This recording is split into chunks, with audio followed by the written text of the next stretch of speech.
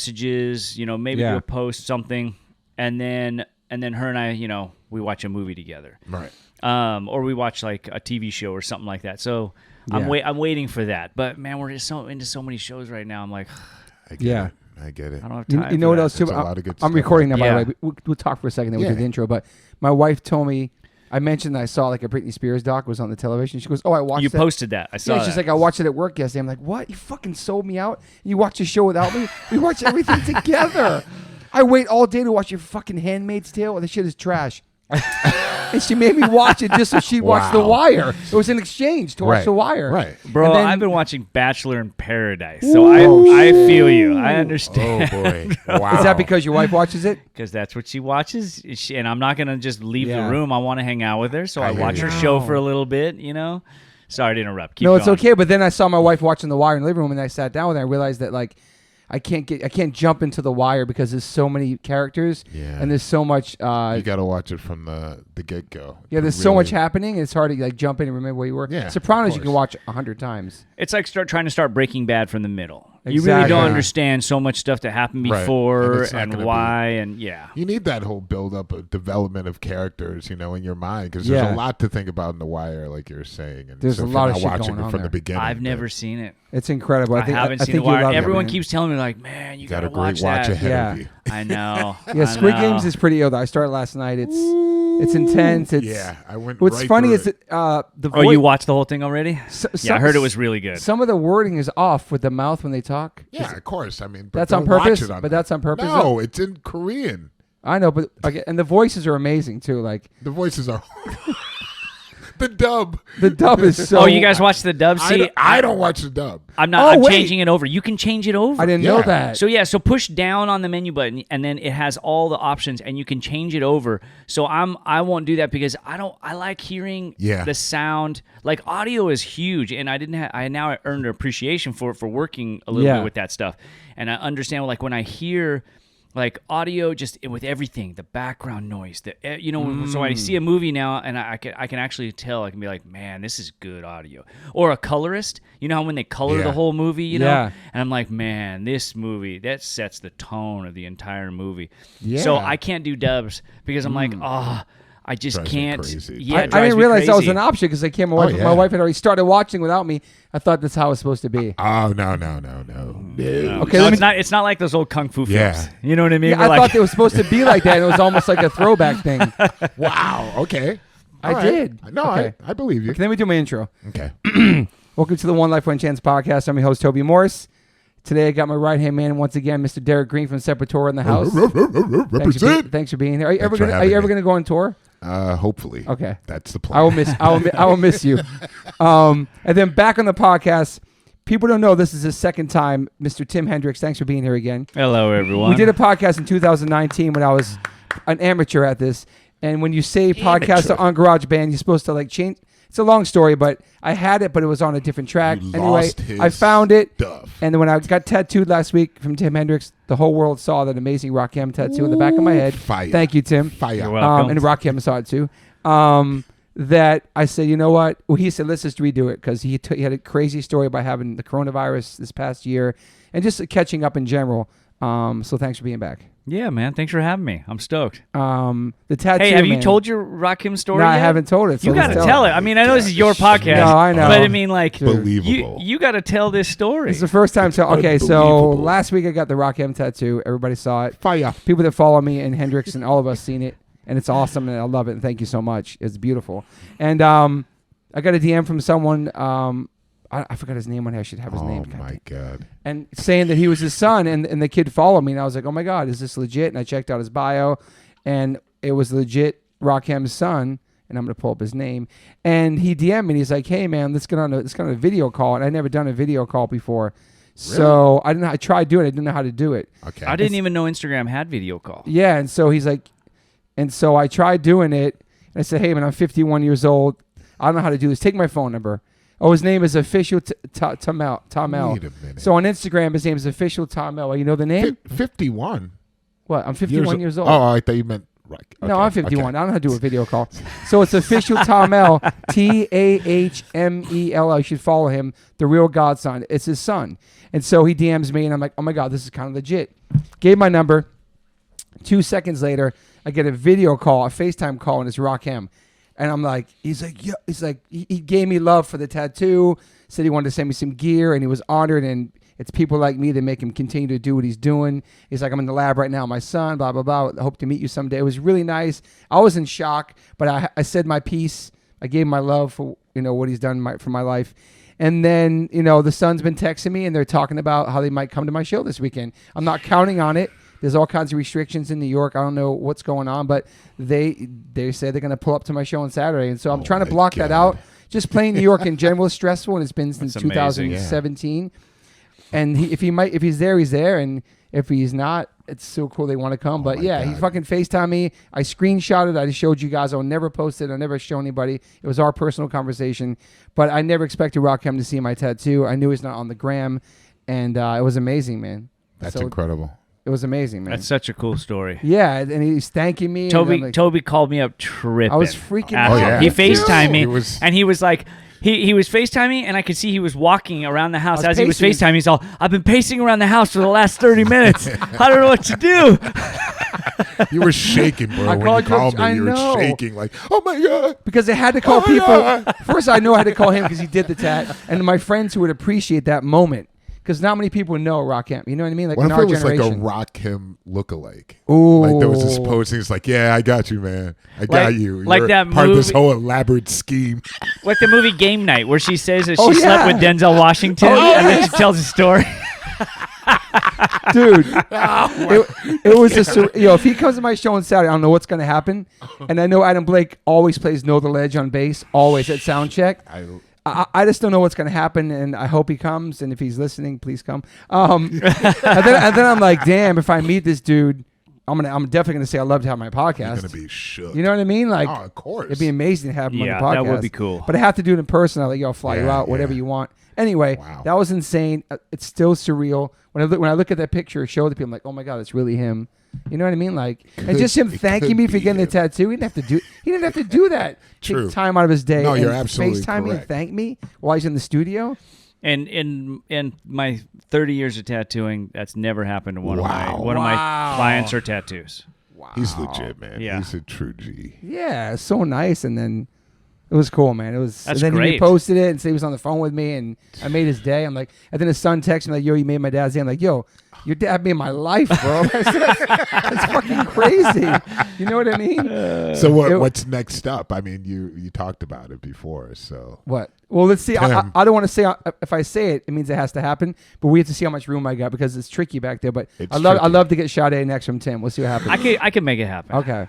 I looked at the spot. I think I can make it happen. It's got to be the right portrait. But you sent me a bunch of them. Sent you a bunch. The one with the hair, so she got a lot of hair in the back. I know. That could cover up the existing tattoo. I know.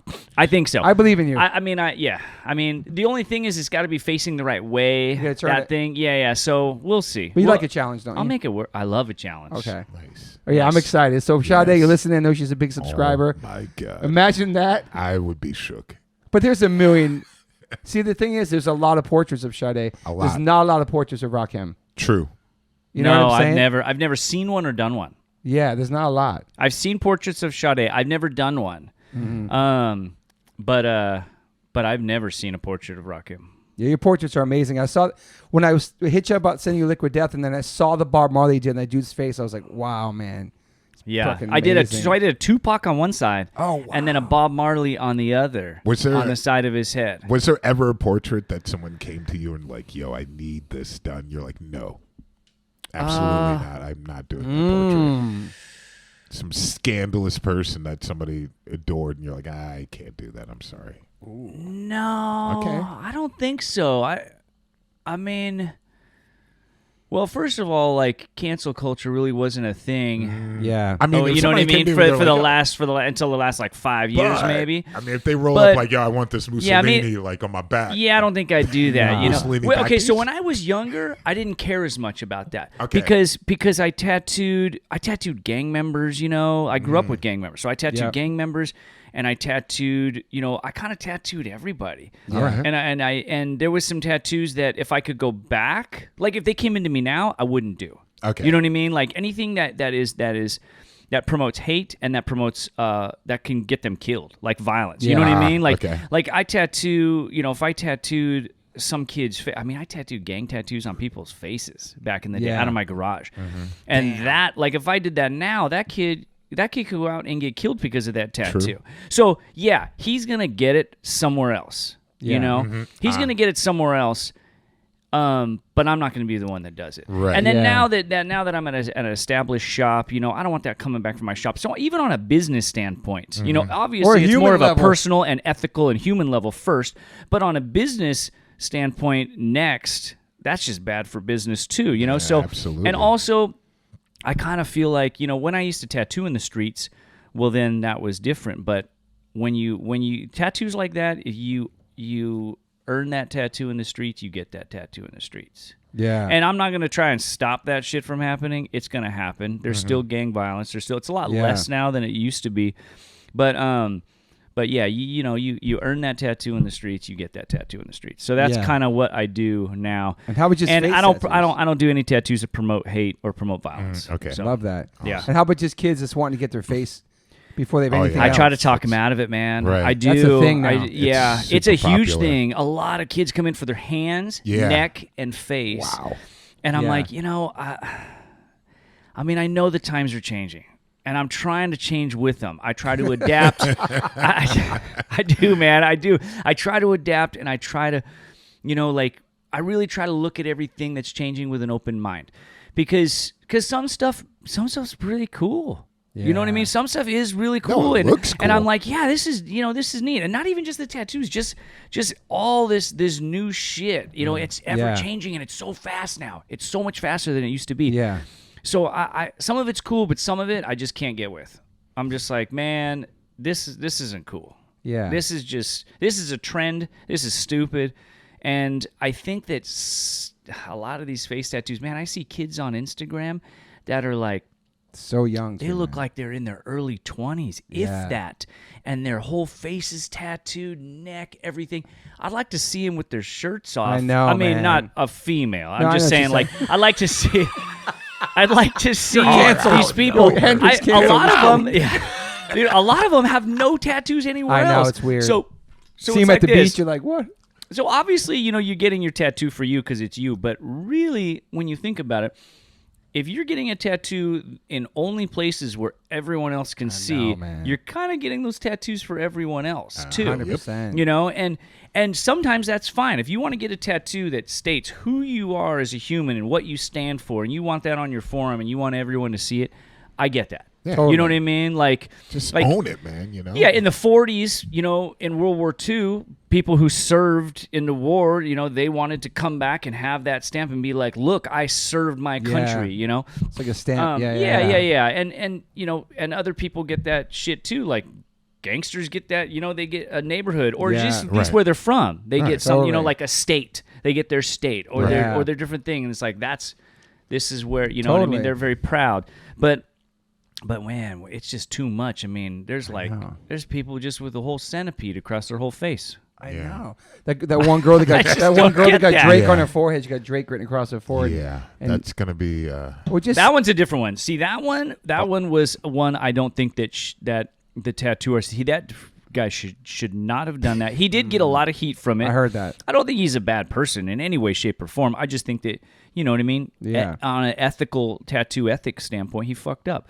Yeah. But she was not in her right mind. She's from what I've heard, I can't speak for her, but from what I've heard, she was a little bit mentally unstable at the time and maybe even inebriated or something. So, oh, man. So you can tell, man, like when you know someone is mentally unstable that walks to the shop, I mean, or is wasted, Yeah, I had a lady come in and just walk around, and she was just like looking straight through everyone. She just had this, this way about her, and she's just like staring at everyone. And hey, can we help you? Yeah, I want to get my face tattooed. And I'm like, what'd you want to get? And she's like, I want it to say raw, R-A-W, raw, just right across my cheek, right here, real serious. And I'm just all. What type of font? Yeah, totally. I did actually ask her that, and she just said, "I just want it just single line, just big like this." And I go, I don't think you've thought this through. Wow. And she goes, no, I've thought this through. I want this. And I said, you know what? Be that as it may, I'm sorry and I apologize, but we're just not going to do that for you here. You know? Yeah, we don't. And, you know, I've had discussions about it. Some guys have said, well, they're just going to go down the street and get it. And I go, but we're not going to get it here. Exactly, man. You know what I mean? Yeah. Like if I sold alcohol and if some kid came in, they're like, well, they're just going to go to the liquor store and get it or whatever. I'm like, well, they're not going to get it from me. Yeah, nothing to do with you. like, yeah. But you know, you'd be surprised how many kids are talked into getting it somewhere like different than their hand or their neck or something. We talk about it with them and we explain it to them and you know there's a lot of them, man. It makes me happy because a lot of them they take it in. They actually listen and they go, all right, man, you know. And I hope, and I don't know what they're thinking. I don't know if they're thinking, I just want to make my tattooer happy. I don't want him doing something on me he doesn't like. But I hope that they're thinking, you know what, man, maybe this dude who is heavily tattooed and who's lived a lot more life than I have, maybe he actually knows something. Right. And maybe he's trying to make a decision, help me make a decision that's going to better my life. And that's kind of what I let them know. And awesome. and when they choose that, when they go, yeah, that's, you know, you got a good point. Okay, I'll get it here first. I'll start getting my arms done first. I get pretty happy. Yeah. It makes me happy. Because isn't it like a way like you do your whole body, then you get to your hands. It's like a process where it's like, I don't know, you're collecting these your whole life, and then you finally have no room, so you do your hands, and then you do your neck, then you go up. I mean, for me, that's how I've been, is collecting, filling up my body, and then I just keep going. It's not like just get a whole sleeve at one sit down or just get my hands, you know what I mean? Like, maybe because I'm older and that's how we thought, you know? Yeah. You didn't have hands or neck way back then. Yeah. It was crazy to have that. And I'm open to it. You know, I you know, some people come in and I talk to them. I ask them what they're going to do, what they do for a living. And, you know, one kid, he looked pretty young. He wanted his hand tattooed. I'm like, hey, man, let's talk. And we talked and I asked him what he did. And he's like, I'm a welder. That's what I want to do. You know, I'm certified. I work for this company. I'm always going to be a welder. And I'm like, all right, man. And he really, you know, that's just what he wanted. Mm-hmm. He was not getting talked out of it. Yeah. And I did it on him. And I would have never have done that 10 years ago. Yeah. Right. Definitely not 15 or 20 years ago. But I did it on him. And I know, I mean, this, you know, welders get paid a shit ton of money. Man. And he was in a union. Job. Yeah. He's in a union. And he was like, yeah, this is what I do. I'm like, okay, cool. Let's do it. You know, but if they answer me and they're like, well, I don't know, I got this job over here, you know, and I'm, you know, this movie theater. I'm like, no, dude, I'm not tattooing your hand. I'm not tattooing your neck. Yeah. So we're in the business of beautifying bodies, not ruining lives. Mm-hmm. I love that. Yeah. It's interesting because I think because of the TV shows had such a huge impact on society. Like my FedEx dude has a neck tattoo. There's a dude at my Trader Joe's has eyelids, neck, hands, everything at Trader Joe's tatted up.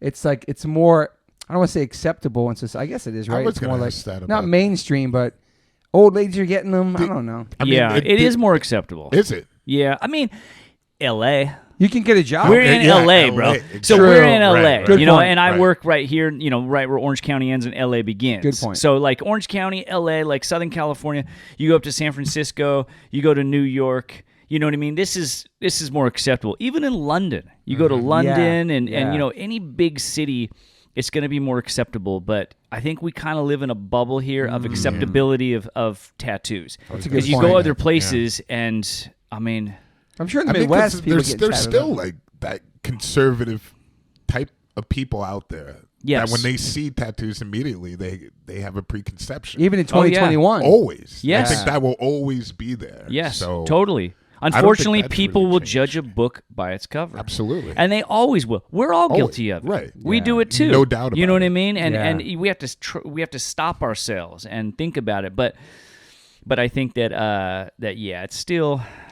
it's, you know, it's still different in other places. Yeah. People still kind of trip out on it. Yeah. You know, if you went to a nice restaurant somewhere in the country out in France or something, they might look at you and be like, look at this scumbag. I didn't get let into a club once in London. Because of tattoos. Wow. That's insane. What year? I was with Mike Suarez. Do you know who Mike Suarez is? Maybe. So we worked together at True Tattoo. Okay. And now he works at State of Grace up in San Jose. Great tattoo artist. Really, really, really good dude. But him and I decided after the London convention, this was about maybe 8-10 years ago, we decided like, hey, let's go over to Soho and, you know what I mean, walk around and go get some drinks. And, oh no, it might have been, it was over 12 years ago because I still drank. So we couldn't get into a couple of places, and Mike's heavily tattooed on his neck. Yeah. And I was like, man, what's going on? And he goes, it's the tattoos. I'm like, no, there's no way. This is London. This is Soho. Are you kidding me?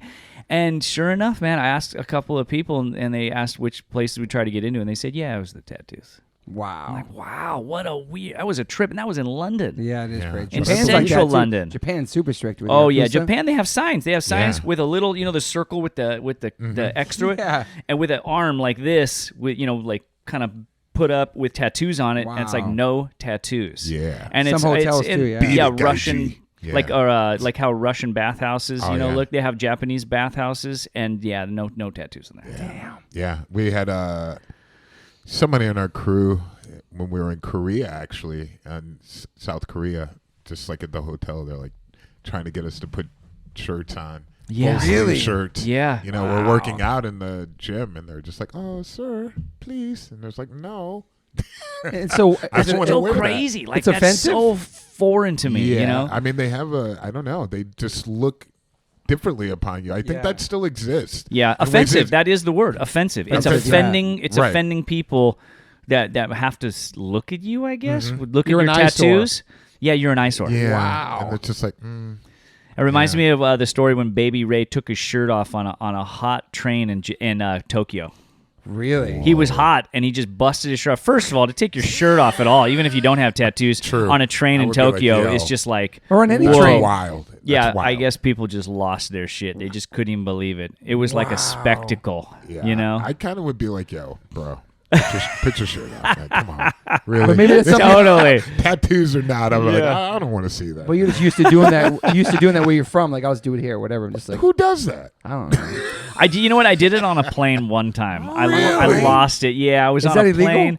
No, I just could. I was burning up, and I don't know what it was from. One side of the plane was so hot, and the other side was cold. So the AC, I think the thermostat was on the other side, and I kept telling the lady, "Can you please do something about the heat or something?" And I just finally took my shirt off.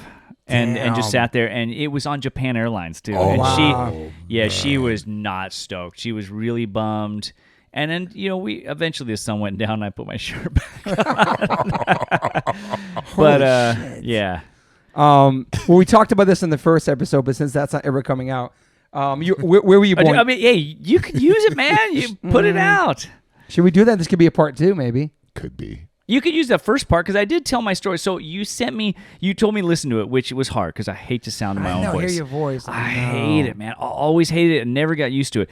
So I did listen to the first part, and I did tell a lot of my story about my youth. So, if you want to use that or whatever. You cool with that? Because then we can do a part 1. Yeah, I don't mind. We could do it all together. Yeah, I mean, I don't know if the people would be cool with it. They might totally be cool with it.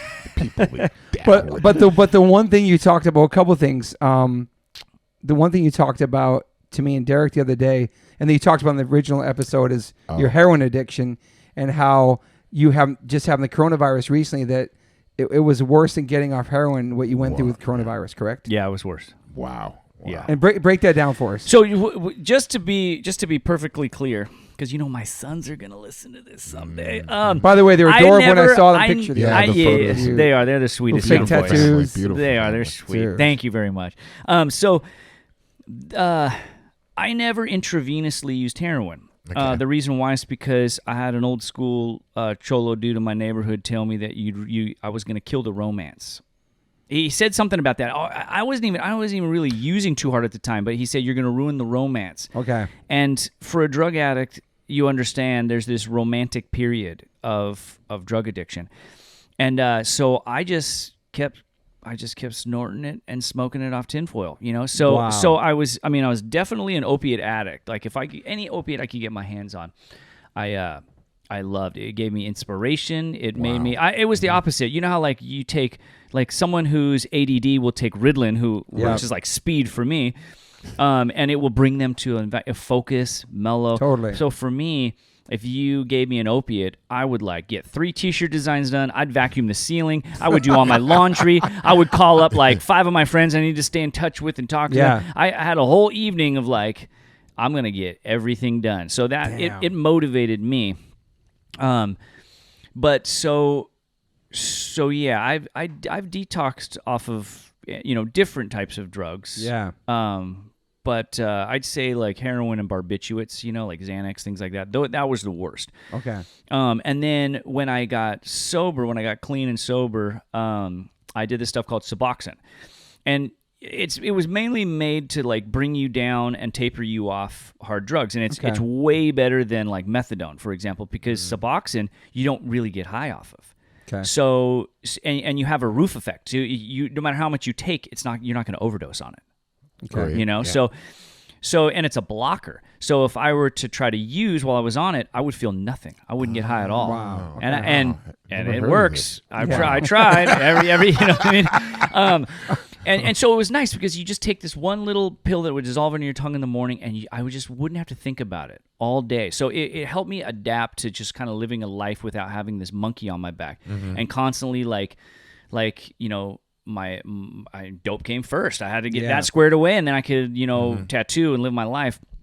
And so I did that stuff for way too long. I was on that for like 2 years. Wow. So I eventually now some people, I think their type of addiction, they should be on it forever. Like you're mentally changed. Right. You have changed, chemically changed your brain, and you function differently now.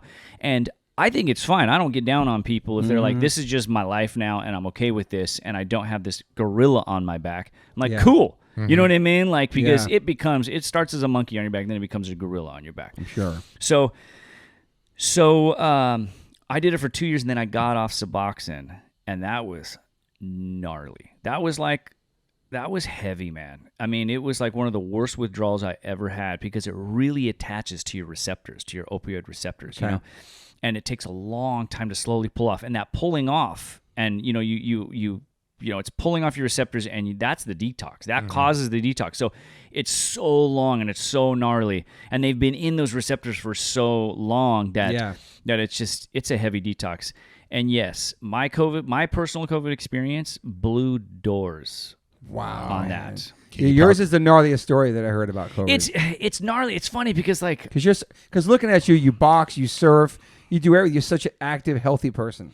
Yeah, and I have matter. underlying conditions. Yeah, and I know that people say, well, maybe you have an underlying condition that you don't know about. And I tell them like, hey, you know what, man? I thought that, but it was funny. Oddly enough, 2 months before I got COVID, it was about 2 or 3 months, so the hospital was dead because I got it during the surge, this crazy surge in LA where all the hospitals were like full. And I know that. Yeah. And I know that because one of my closest friends is an ER doctor. Okay. And he worked at Los Alamitos. And so, they had to call around to other hospitals sometimes and be like, hey, we don't have any beds. Do you have beds for these people? Yeah. And transfer people, move them around because everything was full. So about 3 months before that, I got bit by a dog, got an infection. Dude, got bit by a dog on Friday evening. By Sunday morning, I was like, I need to go to the fucking hospital, kind of dog? man. It was a sweet dog. We rescued him from my sister, and then we had to give him to another person. He's a super sweet dog. I forgot what he was. He was a mix, but he was super cool looking. Like, I don't know, it was like maybe a German Shepherd. If you mix a German Shepherd and a wiener dog, imagine that. Okay. So he bit, that's wild. Yeah, he bit. Hey, you're all the same size in bed, man. So he bit my thumb, and my hand was like a catcher's mitt by Sunday morning. So I had cellulitis. So I had to go into his ER. And while I was there, and he was giving me antibiotics for the cellulitis, and I was tripping because I was like, man, 100 years ago, I'd just be dead, huh? And he's like, well, we cut your hand off first and then see. Right. But I'm like, wow, that's so crazy, And so, he gave me all the intravenous antibiotics, and I had to stay on a course of them. And he's like, hey, man, while I got you here, can I just do like a full workup on you? I'm like, yeah, okay. So he's like, okay. So he just started testing, he took a lot of blood. He basically told me, I'm taking a lot of blood from you today to do lots of blood work. But so I need you to eat a lot of iron and drink a lot of water for the next couple of days. I'm like, okay. So he brought my test back and goes, man, you are like, you're as healthy as like a 25-year-old man in some ways. Wow. He's like, your heart and your lungs are incredible. Your vasculatory system is good. There was one level that like didn't worry him, but he was all, I want it to be like a 25-year-old. So he put me on like niacin for like 30 days, a small amount. What is niacin again? Niacin, I don't know exactly. It's some mineral, some mineral that. But you get a niacin reaction. It's something to do with your blood, so it opens up your vasculatory system or something. I would hack this up. He would explain it to you in a perfect way. Okay. But I did get a niacin reaction where I got like blotchy, and some people do that, and so I had to take a aspirin with it to help. But yeah, everything was perfect. All my levels were perfect. He was like, dude, you're healthy. How old are you? You're perfect. I'm 45. Okay. Yeah, I still box. I still surf. I still skateboard. You're a great skater, I still man. run sometimes, Thank you. Yeah. I mean, not as good as I used to be. But I'm getting a half pipe in my backyard. So I want to skate. I'm excited. Yeah. I'm excited to start skating again. So I went into the surge thinking like, dude, I am not tripping at all. I'm so healthy. And I got it from a friend who had no symptoms. By the time he realized he had it, it was too late. I had already been in full contact with him. And how were you moving? Were you moving the mask everywhere? Were you super strict? I was, and then I started loosening up a little bit. I wasn't worried as much about it. 2020, I was shook. Yeah, 2020, I was tripping, dude. Too, man. Double mask. Most people were. Yeah. I used to read about this stuff. Yeah. I was really fascinated with pandemics. So I would read about viruses and pandemics and different things that happened over time. I always thought that stuff was fascinating. Mm-hmm. And I would always tell my friends, man, we're overdue for a pandemic. Right. It happens like once every 100 years, a gnarly one, and we'll see. And there's all the conspiracy stuff about it, dude. I don't even get involved in that stuff anymore. I don't want to hear everyone's theories on it anymore. I'm just like, you know what? This is real. Yeah. However it got here, I don't care. It's real. It's really happening. I've had friends that have passed away. I have many friends that have been in the hospital and sick with it. So I'm like, this shit's real, But when it hit you didn't. I mean, you had no clue. Like you're just like, okay, here it is. You had an idea. I was in contact, but the thing is that I thought I had it. So a bunch of my family got it while we were out in the desert, like a month before, and they got it. Bad? And then no, they got like average cases, but we all hung out together for a week out in the desert. Right. And we got sick the same day. The whole family got sick. Wow. We all got symptoms, and it wasn't just by random chance we got a random like flu at the same time that they all got COVID, even after hanging out with them. Wow. So I tested for antibodies, and I had no antibodies. It was like the day that I found out that I had no antibodies was almost the day that my friend found out that he had COVID and didn't even know it. Oh, shit. And I was like, oh, shit. And I'd already hung out with them. Right. So sure enough, 5, 6, 7 days later, I got symptoms, and I tested. Wow, I tested negative. Yeah, it took about 6 days. Okay. I got tested. That's the OG one. Right. Yeah, I got tested 4 days before I got. 4 hours before I got symptoms. I got a rapid test 4 hours before I got symptoms, and it said I was negative. And then 4 hours later, I was walking my kid home from this like house. This guy does like Santa stuff. Yeah. And I was like shivering, and I'm like, man, I'm so cold. Man. And then that was it. And the first week was like run of the mill. I got, all the stuff they talk about, losing my taste and smell. Sorry, your kids didn't get it? Everyone got it. The whole family. So, damn. Continue, they were like a day of feeling a little run down, and that's it. And a quick question: antibodies test, they take your blood? Yeah, they have to do your blood. It's a serious, like, they do blood. It's a lot of blood. I mean, a decent amount. I want to get antibodies test. Yeah. You're tripping. Okay. But so yeah, the first 5, 6 days were like normal. In fact, 5th day, I think we went for a walk around the neighborhood. Okay. I felt pretty good. All I was right. like, I'm starting to feel better, And then 7 day kicked in. I was all, I don't feel so good, And then 7 days, I think, is when I got test results back. Maybe it was maybe it was 9 days. When I told my doctor, there was a miscommunication. So he thought I tested positive for the flu because I told him I was sick, and he misread the text that he said, "Wait, did you pop a positive COVID test?" And he was like, "Bro, I need to get you. I want to get you on some precautionary stuff. I want to put you on some things that I know will help. He's a good friend. He's all, "Are you coughing?" And I'm like, "Yeah, I'm coughing." And he's like, "Okay, I don't want you to get COVID pneumonia, Right. So they found out that a certain milligram of Decadron, it's a steroid, works really well with the COVID pneumonia. So it's like between 4 and 6 milligrams a day. So he put me on that, and then they put you on some other stuff, just some precautionary things that they do at the hospital. So he put me and my wife on precautionary stuff. He put me on the Decadron because I was coughing. But he got blood work back. So, dude, by day 9, man, I was ready to drive myself to the hospital. I was tripping. Body aches, everything. Well, I was having a panic attack, and I was like, man, I'm not that stressed out about this. I'm not that freaking out. But I had a panic attack that lasted inordinary long, like a very long panic attack.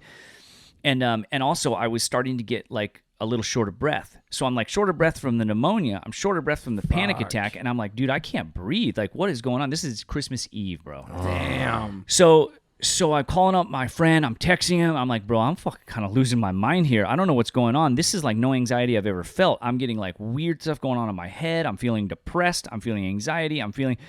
It messed my head up mentally so bad. I've never felt like that. Like, not even on the detox. Like, that stuff messes up your head and you're feeling like crazy anxiety, crazy mental anguish, crazy stuff. That's the worst part of like a drug detox. Mm-hmm. And this was like nothing I've ever felt. But when the test results came back, he was like, hey, man, I got to talk to you. And I'm like, okay. And he goes, hey, I tested you. I did a D-dimer on you. That was one of the blood tests I did. And I'm like, okay, what's that? And he explains, he's like, well, that test for clotting, that lets me know that you have blood clots forming or have formed.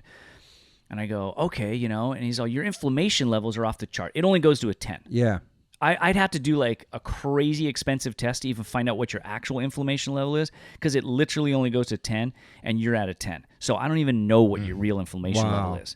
And he goes, so that's bad. We got to get your inflammation level down. He's all, but the part that really freaks, that I got to talk to you about. He didn't say freak me out because he didn't want to freak me out, but he's like, I got to talk to you. He's all, your D-dimer, he's all, 1 to 400 is normal. Like 400 is a little high, but like Liz, my wife, she had a 400, but that's still safe because, your body's going through a lot of stuff, trauma or whatever, like a surgery. That's why they worry about blood clots after that. Your body went through trauma. So he wasn't worried about her. But he's all, so 500 is like, okay, you got blood clots forming or have formed, And I'm like, okay, what's mine? He's like, yours is almost a 600. So I was like, oh shit. He's also, you for sure have clotting going on, And I'm like, all right. And he goes, okay, so I'll call you back and I'll talk to you about what we're going to do. And I'm like, okay. So he kind of left me with that, and he called his friend from USC, a colleague, another guy, got on the horn. They did like a 5-way call. That's a good friend, man. Dude, it's crazy, bro. Yeah, he saved my life. So they all agreed on this shot that I give myself. So I had to give myself a shot in my stomach every 12 hours for 30 days. And it was gnarly because like if I got in an accident, like I could bleed out. It was like a gnarly thinner. And they put me on that one because it also helps reduce inflammation levels. Okay. Or at least they kind of think it might. They have some studies saying that it can help with that. So that's crazy. So I had to give myself a shot in my stomach. He's like, you're okay with that, right? Because I've given myself shots before. If I could do that to get into my stomach, like, I'm absolutely not okay with that. I did it with small amounts of human growth hormone for injuries. Okay, it helps you heal faster. And I did it when I got a surgery, my spine surgery, and I had to fly back from Germany. And I give myself shots in my shots every 12 hours or whatever, so I didn't have thrombosis. I didn't get a blood clot. Yeah. So I was fine with it, but man, my stomach was sore for months after that because you're alternating sides and you're trying to do it really gracefully, but it's still a shot in your stomach every 12 hours for 30 days. Wow, man. Yeah, so I haven't did heard that. of that with COVID. No. Well, so this is the thing. If I would have got COVID early on, he probably wouldn't have tested for that because they didn't start seeing clotting issues from COVID until later. And so he knew to check me for that. Yeah. And I don't really know. I think I have one friend that was hospitalized with COVID that they checked for clot. They did a D-dimer on him. So that was good. Yeah. But a lot of people are coming back with clotting issues. He's shown me, dude, he sends me photos of like a web, dude, a maze of blood clots that they pulled out of people's lungs post-COVID. Post-COVID. Yeah. Wow. So that is what the danger was with me. So I got pneumonia and I was short of breath. Man, I felt short of breath for like 2 weeks. And I definitely, there was nights where I asked my wife, well, hey, you need to read the kids the bedtime story, because I was like taking a breath every fucking line, like the Cat in the Hat or something. I was like, Sam, I am, this type of thing. And I'm just like, and then I just read a line. And then I'd read a line. I was like, honey, can you just please read them the bedtime story? And she's like, yeah, of course. But it was heavy, bro. So he also put me on a small amount of Valium. Wow. To deal with the anxiety and all the crazy stuff that was going on in my head, all the mental stuff that it messed me up with. So I was having like depression and anxiety and all kinds of weird stuff.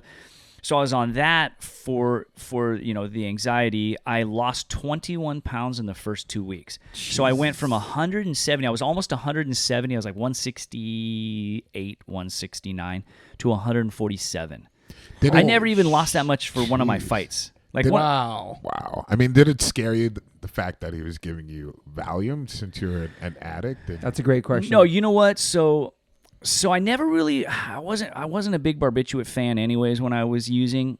But what's wonderful is that my doctor friend, he's friends with my sponsor. Perfect. Who's one of my closest friends. They're all, so he let him know, hey man, this is what I'm doing. So that was really nice. That was just I didn't have to worry about, is that they were in contact with each other. I was in contact with him. He was also talking me down off the ledge, like, hey dude, it's okay. It's all in your head. But man, it was heavy, bro. I've done drugs like psychedelics, where I was like, oh, this is crazy, but it's all in my head. I know it's in my head. I could convince myself. Yeah. This was so deep into my psyche that I could not convince myself otherwise. I was losing my mind. You ever done peyote? Was that what it's called? No, I haven't done mescaline. Oh. No, I haven't done. I never got to do mescaline. Oh, he's done. I was asking. I always hear about that drug, like the gnarliest drug. No, I never did that. Why, you did it, Derek? No, but I just. It's just a random question. I would have. Okay. If I would have came across it. I just heard that's like crazy out of body experience. Like, no, I've heard some neat things about it, but but yeah, so I was on that for the that whole part, the head part. I was on the Decadron for the pneumonia. I was on blood thinners for the blood clots. He gave me some inhalers, but the inhalers just made my heart rate go up even more. So I wasn't really taking those.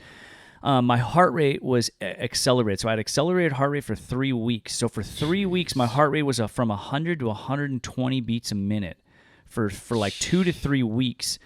Because it started to taper off, so it would come and go. What about the oxygen thing? My oxygen levels got low, but at a resting, I always stayed in a safe level. But so one of my employees' brothers, he's an ER doctor too, so he was kind of checking on me. But he also didn't want to step on one of my friend's toes that was handling me. But one time he said, what's your moving around oxygen level? So I just did I stood up and I did 5 burpees real quick. 5 burpees is nothing. I could do 50, 100 burpees, Damn, I hate burpees. I know. So I did 5 burpees and it shot down to low 90s, almost 80s, and I was like, oh, okay. I definitely, you know what I mean? Yeah. I definitely have a bit of pneumonia. Damn. So I remember 3 weeks after having COVID, maybe even a month. Yeah, about a month after, I went for a walk around my neighborhood. I was like, I'm going to go for a walk, just a walk. And I walked a half a mile and my blood oxygen went down to in the 80s. And I was all, damn, bro. And I need to sit down. It got down to first it said 88. And then I was like, oh yeah, that's not good. And then I sat down and got to 92. And then I just waited and just breathed, and controlled my breathing and focused. And it got to 95, 96. And I was like, all right, I'm going to slowly walk home. And I bet people thought I looked like a 90-year-old man walking home. I was just taking a step at a time. And I walked home, and I'm like, damn, dude. I couldn't even walk it was a month later. I couldn't even walk my kid to school. But yeah, it was, it took a long time for my lungs to feel totally normal again. And it took months and months of my head, my it's a fog, right? The fog, but just depression. I'd wake up with depression, and it was weird because it would go away. I've been depressed before, and that took a long time to kind of slowly work out of. This depression would go away with the snap of a finger. Boom, it would be be gone all of a sudden. Yeah, I'm like, dude, this is messed up, man. It was just really, it just gets in your head, and I've talked to some people that have experienced the same things that I have, but. it took a while before I felt normal again. Man, I don't know if I'll ever feel totally normal again. That it's shit weird, was man. so gnarly going through. And, I'm just one of those unlucky ones. There's people that, like my wife had a normal run-of-the-mill case. My wife did too, yeah. Yeah. And it just picks and chooses, man. And they don't know why. And maybe one day they will. Maybe it'll be an inflammation thing. Maybe it'll be like this type of thing. Or because I have O positive blood type. I have incredible lung capacity. I have a great functioning heart. I am like super healthy. Like I could get up. I mean, I'm not even in my best shape, but I could get up right now and run like a half a marathon, no problem. Like I'm just in good shape. And that's just how it goes, man. I mean, it just kind of picks and chooses. And I don't even say the story to try to freak people out or scare them, because most likely they're gonna be just fine. But your story is important because people think it doesn't happen to healthy people and people that are active and people that are young. And you do everything cardio. You know what I mean? Like boxing's like one of the hardest cardio fucking things. Yeah. And surfing and all that. You know what I mean? And it hits you. Yeah, you know it hit me really hard, man. And me too. People think, oh, if you're healthy, you're vegan. Like I got it, my whole family got it. What's crazy about getting COVID is that you watch this thing on the news for like a year and a half, all the highs and the lows and the deaths and everything. You finally get it. It's inside your body, and like, holy fuck! And all you think about is the worst possible outcome of it. Story. You know what I mean? But if you take we were smashing zinc, all this vitamin C and everything, everyday water, and just totally Tylenol, just everything. Oh, I did all that stuff they said. Vitamin D, this amount, all this stuff, all these natural remedies that they said, all this stuff they said to do, man. I did all that stuff. Everything. Right from when I first started experiencing symptoms. Maybe even before, because I knew I was in contact, and I was like, I'm going to start doing all this stuff. And I was already like in great startup shape to begin with, you know. And it just happens, man, and I think about it, and it gets me. I don't know, man. It's like, when you narrowly escape a car accident, and you get a little like, whew. Oh yeah. After I think about this, and I feel like that after, like, man, if I didn't have one of my closest friends that was an ER doctor that checked me for clotting, that put me on precautionary stuff, that did all this stuff for me, like, I don't know how it would have went for me. Yeah. Mm-hmm. You know what I mean? Like, how would it have gone? Like I asked him, and he's pretty convinced I would have had a pulmonary embolism or a stroke or a heart attack from the clotting level that I had. Yeah. So like, man, it's so crazy. I'm just lucky, Yeah, I love that you tell your story, because it's a thing. It's also a thing I've noticed, that people don't want to tell people they got the COVID. It's almost like embarrassing, or like they don't want to come out and tell what their experience was. They either want to say, hey, I post a picture of I'm negative today, or, you know what I mean? Nobody wants to really get into details about it, because I feel like people feel like, oh, I got the COVID, like that. You're like, a shame. Yeah, it's like a shame, and it's not like that. It's just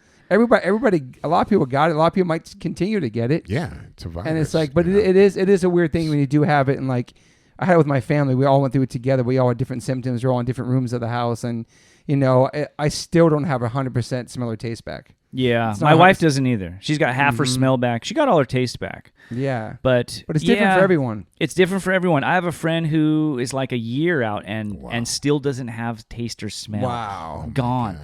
Wow. And it's kind of what I have a friend that he got it the same time as I did. We were texting each other when we both had it, and he still can't work a full workday. He still has chronic fatigue syndrome from it, and he just can't. He doesn't have the energy to work a full day, and we're the same age, exact same age, and he's in good health. Yeah. Or Derek had it. Yeah, you had it. The OG at the OG version. The OG was. I you had it really early on. Yeah, I had it like right when they were like, these are the symptoms, like on TV broadcasting. I was in Brazil. Damn.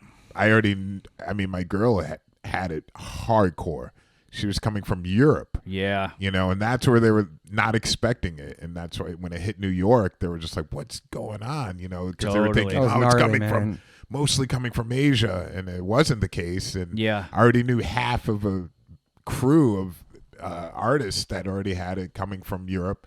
And then my girl came from Germany to Brazil. And the second day, she was just like, I don't feel good. And it hadn't really registered in my head yet, because I hadn't been watching TV or anything. I was in Brazil. I was like, I'm not watching TV. And so it was just like kind of like hearsay. After she was in bed a few days, I was like, I'll just run out and get her some like medicine for fever, because it was a gnarly fever. Yeah, and lasts forever. Oh yeah, and she's like, Russian blood, and she's just like never complains, really hard, like, oh no, I'm good. she was not good. You know, she was in bed for like 5 days. I would say women are tougher. Definitely. Because my wife's like just doing the computer work. Right. She goes, my whole body's aching. She goes, I'm fine. I'm just working. I'm like, yeah. I was and on the floor like, I'm drives me dying. crazy. I'm like, you don't look good. You don't sound good. And he's like, no, I'm good. Yeah. You know, and I just wake up like changing like drenched sheets. You know, every night I was like, and her fever wasn't going down. Me at the time, I was going to the gym, working out, and I was like, man, the Stairmaster is really rough these past few days. And I have this gnarly cough because I'm, you know, I don't know. I was like, this is really weird. Yeah. And then I lost my taste. And then I was just like, let me turn on the news here. And I was like, oh, I'm so jealous. What's going on? I was like, what is going on? Then, you know, the anxiety started to build up. I was like, oh my God. And I was like, slowly she started to feel better. And then immediately, you know, and then my cough went away in like 3 days. Yeah. You know, and I didn't have a fever or shakes or anything. I was super lucky. Yeah. I was very just lucky, like very naive. And I think that's better. That's better. It helped play a role. I was like, oh yeah, it's okay. I definitely had anxiety about it because I didn't know how I was going to go. I had anxiety. I had anxiety until like the 8th or 9th day. I mean, then it started to get a different type of anxiety. I had the normal anxiety because I was like, well, that's when you find out how bad it really is. You know. Yeah. But yeah, it's. Man, I wish I had a case like that. That'd be nice. I mean, I think that had like, you know, like afterwards I was like, okay, we're not going to participate in Carnival. We're going to stay in this apartment because all those people are wilding right now. Yeah. They have no idea what's happening. Oh, Carnival was going on, Yeah, like right after. It was like a week long. So it's like everyone on the streets drinking, you know, lowering their immunity. Yeah. Spreading like wildfire. I was like, oh my God. And then I was like, we got to go out and get some alcohol. We got to get these masks. And it was already like running out. Yeah. Like they're running out of supplies and people were catching wind of it. Yeah. I was like your girlfriend. I'm like the type of person that never complains. Like I could take some ibuprofen, Tylenol, some Dayquil, and straight up go to work and tattoo all day and let people know. I tattooed you one time. Remember, I was like, "Hey, I'm sick, bro. Oh, yeah. I had a flu," and I wore I just put a bandana on. That was years and years ago. Remember that? Thank you for doing that. And I told you, I was like, "Hey, I'm sick. If you don't want to get sick, let me know." And you're like, "I'm cool with it," because you were facing away from me. I was working on your back. So I put a bandana on and I tattooed you sick. Like I'll work through it. I can't afford to not work. Right. You know what I mean? I have a family to take care of. Yeah. And this one, man, I was like, there was moments where I was screaming at the top of my lungs from the other room, just like in emotion, so much emotional and physical anguish. I was just like, just like a man cry scream type of thing. God. And my wife never seen me like that. She's all, I've never seen you like this. What about your dreams? Did you have crazy dreams? I couldn't sleep. I couldn't sleep because my heart rate was so high. I was getting 4 hours of sleep, and I used to have to take. I was taking this other muscle relaxer pill that would put me to sleep, and it would at least get me down for 4 or 5 hours, at least, because my heart rate was so high. I was like trying to sleep on cocaine. I couldn't do it. I was like, this is horrible. And the night sweats and the cold and all that shit. Yeah. You know what's crazy? I didn't have much of a fever. I just had a low grade for like 10 days. Like low grade. What's low grade? 100? Yeah, like 100. Okay. You know, what is the scary thing? Because I went to 103 for a second. Like, what's scary? Like 105? 103 and above is when you start getting brain damage. Oh, shit. Yeah, bro. So I must be living with like a 103 fever my whole life because, man, I do not feel as sharp as I used to be. It's crazy. We all had it, but all different. It's crazy. Man. Levels of it. And she got it twice. Wild. Huh? She got it twice. Yeah, she did. Yeah, your girlfriend got it twice. I mean, a lot of people don't realize that majority of the world, they can't afford to stop working. Yeah. You know, so for her to go back to Belarus where she lives, and it's like serious, oppression going on there. Yeah. You don't have that opportunity to be like, you know what, I'm going to take some days off work. It's like if you stop working, you're not eating. Yeah. You know, for a lot of the world, people. So they just had to like deal with it in a horrible way. You know, like some people, this is what she said to me in the very beginning of it. She was like, some people will have to die. Wow. And it's just like her outlook on it is just like that's been happening throughout the history of like Eastern Europe and stuff like that. Their perspective is like, there's a lot of people they're going to have to die. But casualties of like collateral damage almost for having to keep the economy going. I mean, places like had an effect on her country, like Chernobyl. You know? a lot of people are still dying because of that. Totally. The effects afterwards. Yeah. So it's, it really, it can be a different, when you're sitting here in the U.S. and I'm talking to her about it, she's like, is it true that they are fighting about masks and this and, like the petty stuff? We politicize everything. Right. Yeah, and I was man. like, yeah, because everyone's in a bubble here. And, Totally. and a lot of times they don't really know what's truly going on outside of their own bubble. So you have to take that in consideration when you're speaking with people and listening to them. I think, I've definitely become more open-minded as far as like, I want to hear your story. I want to hear where you're coming from because it can be entirely different from where you're. But that's one thing that I've learned over the last year and a Right. half is learning to listen to other people's opinions on it and not be so like, well, Right. this is, because right. I personally believe that the way our government and politicians still work is to divide and conquer, the old school way of just keeping everyone divided. Seems like it. Yeah, And it's right. easy to do in a two-party system, and everyone yeah. because people meeting on any common ground is too dangerous. They're too dangerous to control. You know what I mean? Yeah. Like if we all met on a common ground, and all Americans united as one, whether it's racial and social injustice and poverty and all these things, well, we'd be dangerous to governments and banks and people who are in power. Absolutely. You know what I agree. mean? Like, doubt. so it's way easier just to keep us all divided and squabbling over stupid shit. Yeah, I Like a truly fucking believe piece that. of Very, cloth very on your true. face. Yeah. Or, Yeah. you know what I Right. mean? And Like, I think last year was magnified a million times because of social media, because people are stuck at home, because all they have is the news. Everybody's scared. They know the future Yeah. is coming. You know what I mean? Yeah, Like, no, there was so many questions nobody knew was going to happen. You're Yeah. absolutely Everything, right. every day something changed, or there was new news, or there was you can't do this, or don't go there, or don't wear gloves, and don't everything changed every But single you're right. day. Social Yeah. media had a huge impact. I don't think I if there was know. no social media, it might have been not that crazy. I don't bro, think. Facebook crashed yesterday I along saw with that. Instagram, and I was like, And "Oh WhatsApp. fuck, man, where are my right wing family members going to get all their medical information from? Then I saw memes oh about no, that. what I are they saw going to memes. do? That's the first thing I thought of. I started laughing to myself, but then I was like, I can't laugh about that. Like this is. Right. Zuckerberg lost $6 billion yesterday. Oh, will he he's good. survive? I don't think so. Oh, He's will he good. be okay? Oh, I was just wondering that this morning. I was with Oh man, I was with Rappaport yesterday. Shout out to Rappaport. Rappaport's like, yo, he said that it should be once a week per month. It should be shut down, and people should be forced to like talk to each other, Yeah. and leave their house, It'd be and like do a shit. snow day. I Yeah, got remember the episode of The Simpsons where Oh, yeah, I remember Itchy that. and Scratchy got shut down, and all the kids like walked outside and rubbed their eyes and were kind of like squinting at the sun, and then they all started playing and the doing all this stuff, playground, and I yeah. think they used like what was it, like Beethoven's Fifth Symphony or something like that, and they were playing in the background. These kids were just like living life and doing Yeah. things. And so man, I was like, true. oh man, I hope Facebook and Instagram just get shut down forever. It would be such a beautiful thing to behold. And I've tried to check out of it. I mean, it's a necessary I know, evil, man. just like oil.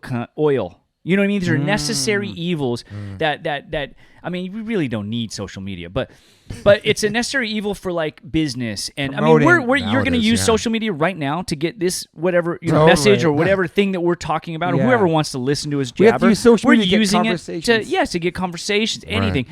So what I've done now is I've turned I don't know if you've noticed. No I've turned comments. No comments. Yeah, I noticed I that. I shut Yeah. off comments, and I'm like, you know what, man? And you know what? Here's the It thing. must be is that so peaceful. it is so peaceful. And I didn't get hate. Yeah. Like Right. every once in a while, like I get a little hate or some weird thing where I have to block someone. Like one time, there's this amazing artist, and I was in Miami for Art Basel.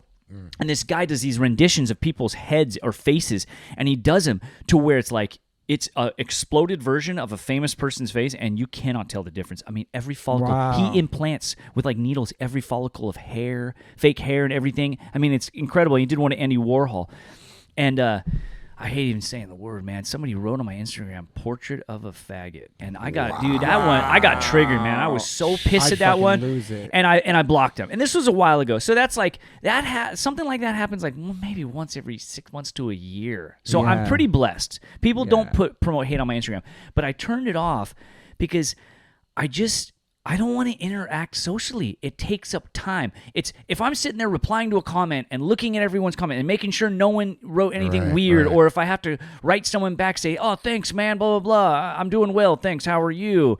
Yeah. And I'm just like, that's time away from my family. That's Yeah, time. true. It's sucking time. What am I doing sitting here on my phone? So I just turned off comments. And also, I just don't really need... I don't do well with compliments. I don't know why. I just I appreciate them. And someone told me, they're like, "Hey man, when someone compliments you, you say thank you very much. I appreciate it," and you just move on. Keep it moving. And keep it moving. And I'm like, okay, cool, but I just don't need that validation, I guess. You know what I mean? I get it from the guys at the shop. We all look at each other's work, and we validate it. And then sometimes, like, we ask each other behind doors, and we say, "Hey, man, what'd you really think of that?" And one guy will tell me, like, "I liked it, but I think you shouldn't have done this here." And I'm like, I know, I thought about that. But, it's nothing the customer would notice. It still looks nice, but... They're like, "Yeah, maybe you went a little too bright with this color. Or you did this." I'm like, "Yeah, you know what?" And we break each other down, but constructively. Yes. We Yeah. criticize Yes. constructively. And so I don't need that from people that I don't know online, or even people I do know. I can get that at the shop, and that's cool. And I just don't need that. And I also turned off replies to my stories. So people are like, "Dude, I can't reply to your stories."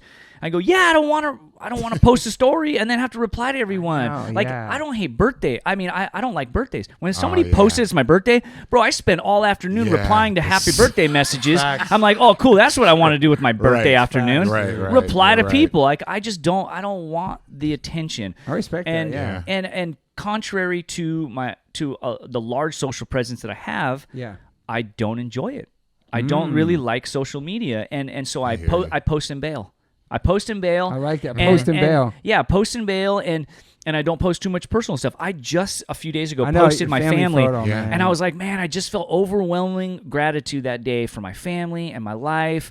And beautiful family, man. Thank you very much. The kids man. are so I'm cute. very Little fake blessed. tattoos on them. Yeah. And that wasn't planned. They just wanted those that morning, and then we had that photo shoot. But that photographer. He's one of my favorite street photographers. This guy James. He's so cool, man. He's such a nice dude, and he's got a really neat story. You should have him on one day. He's got a cool story. Okay. And so I tattooed his hand, and he's, "Oh, how much do I owe you, bro? How much do I owe you, bro?" And I go, "Hey, man, would you want to trade?" He's like, "What do you mean?" I was like, Can we do some family photos, and then you can have this tattoo?" And he's like, "I would love to do that, man."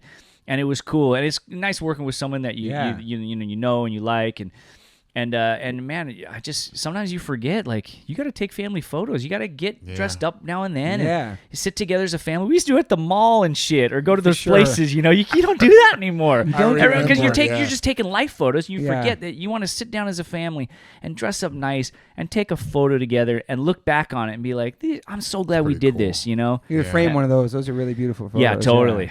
Yeah. I'm gonna go to Kmart getting family photos, or Bradley's, or any of those places. Sears. Yes, Sears. Your mom will make you dress Sears up. family photos, man. Whack ass sweater, I or have some button up. classic ones. You do? Just full on, like, afro. Wow. And my friends would just come in the house, and there would be, like, maybe some dust on it. They'd be like, "Oh, it's like a beehive." Like, it's drawn. And I was like, "You guys got jokes, But hey, those are the best photos. Oh, yeah. Man. Those are the best photos. I like Chappelle's too. His family, it's amazing. I'm gonna show him after. Really? I've never seen those. Our friends. I was gonna tell you about back to social media too, about comments. It's interesting because sometimes I've shut them off in the past, where all of a sudden kids just start beefing on your post about something that has nothing to do with your post, about politics or something, and it's really mean. Nothing it turns to do into with like it. a negative cesspool, and it's almost like your personal page becomes these people's message boards, because message boards are kind of a thing of the past. Oh, God, and so then they go on your page and they fight about other things. And I'm like, I don't want that. So if I shut comments off, then I'll get a DM going, "Oh, we can't argue on your page." No, dude, it's my page. The post has nothing to do with that. It's me and my family. It's nothing to do with the president. You know what I'm saying? Like, you don't need that negativity on your man. page. And then, dude, I watch tattooing is gnarly, man. Tattooing, people get weird on each other. And judgmental and stuff. And they post weird stuff, and then now people are. Oh, sorry, I forgot to turn my phone on. That's all good. It's all good. Yeah, people just I can imagine that world, dude. But what they do now is, I see these guys. I mean, dude, these are grown ass men, bro, and they're posting things that are like.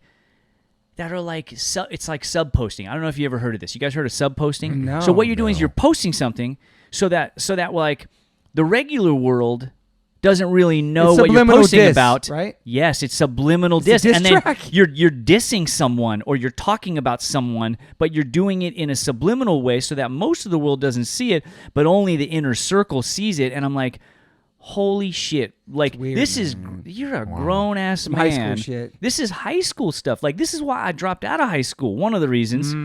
I did not want to deal with this stuff. This was people doing weird stuff. Petty shit. It was petty. And it's like, I don't have time for that shit, man. That's another reason why I just checked out of social media. I just don't have time for this negativity, you know? And I don't want to sit and scroll and just see like memes and anger. You know what? Instagram is Facebook for Gen Xers. That's what it is. Like, they say boomers are on Facebook, all posting all kinds of weird stuff like this. Like Instagram feels like it's like it's Facebook for Gen Xers now. Gen X and Gen Z, you know, like posting all this weird negativity and all this weird science and I say nobody wants to talk to each other. Nobody wants to talk to each other face to face about things. You can confront each other and talk about things. Or even have a conversation.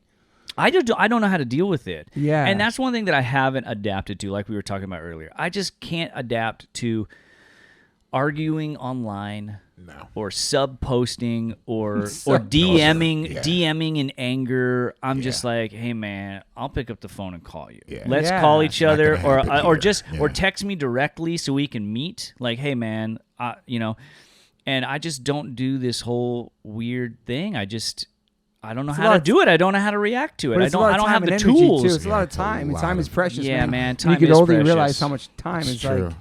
I moved my whole family to Fullerton, 5 minutes away from the shop, because I was sitting in my car for a half hour one way and half hour back, an hour a day, spending 1 hour a day away from my family in my car. And I was like, man, I'd rather be, you know, further away from the beach, but get to see my family every day. And, you know, I mean, I started late in life. My kids are 4 and 7. I'm 45. I started late. Okay. But I would have been a terrible father. If you listen to the first podcast, you would know I would have been a terrible father if I had my kids in my 20s. So it worked out good.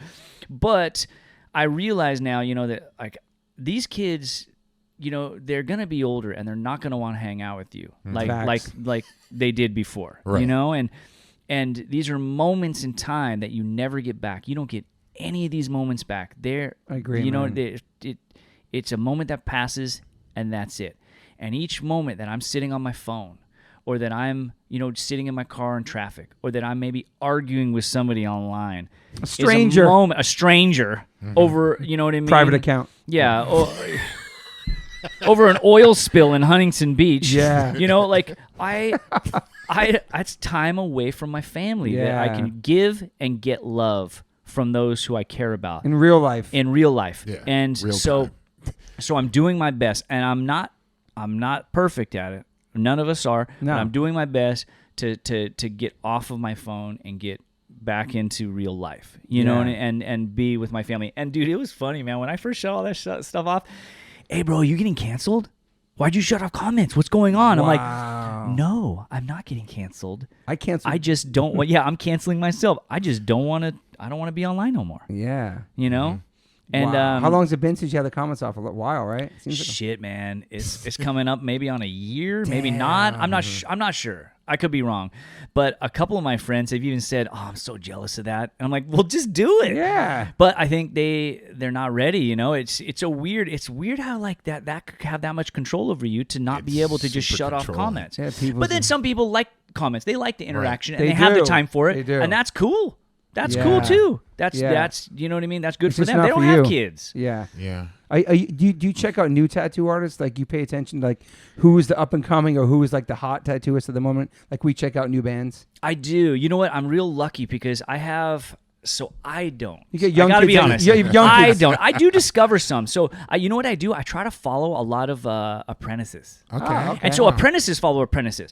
So I follow apprentices that I see, and I'm like, man, this this person's got a bright future. You know what I mean? I look at them and I'm like, this person. You never comment though or nothing. Yeah, no. I mean, I've done some exchanges, with them. Maybe traded a machine for a painting. That happened with an apprentice that I watched her work get better and better. I'm like, man, this girl is going to be a really good tattooer someday. And I can see it. Like, what do you see? Like, what are the points that make?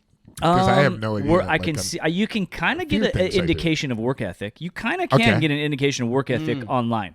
Not the most if you're seeing someone every day, but you can see how much they're producing. And so you can see like this person is producing. And you can tell this person is doing what it takes to get ahead, not just what it takes to get by. Right. Gotcha. And then the quality, you can see the progress of quality in such a short amount of time. And you're like, oh, this person is learning fast. And you can see that they're stepping out of their comfort zone. So some people, they step out of their comfort zone. They're not afraid to step out of their comfort zone. And that you just take leaps and bounds. Doing different styles? Different styles and different difficulty of something. Maybe they're stepping out of their comfort zone for, different styles. And they're doing that in a tattoo. And they're progressing. They're learning a lot from it. So my apprentice does that. He stepped out of his comfort zone, and he's not afraid to challenge himself. But so back to what you originally asked, I'm following these apprentices, and they're following apprentices, and then I'm looking at them and these younger kids that are learning how to tattoo, and it's the next generation. Yeah. And I learn a lot from watching what they're doing and how they're progressing. And I revisit things that I may have learned a long time ago that I forgot. Mm-hmm. And then I have people that are working for me that are, I have old schoolers working for me. I got mid-schoolers. I got up-and-comers. I got, you know what I mean? And so... Middle schoolers? The mid-schoolers, because, Yeah. So I got, these people working for me, and working, that I'm blessed, very grateful and blessed to get to work with, and they keep me privy to a lot of the new and and they'll talk about. I hear them talking about, oh, did you see so and so's new piece? I'm all, who's so and so? And they show me, and I go, no way. And I look at their work, and then I'll follow them, and then maybe I'll make it a point or a note in my phone to after my kids go to bed, and I'm laying in bed before my wife and I watch that movie to be like, I'm gonna check out their work real quick, and I look at it, and it's fascinating. It's very smart tattooing, and the kids are so smart, and they're doing new things and innovative things.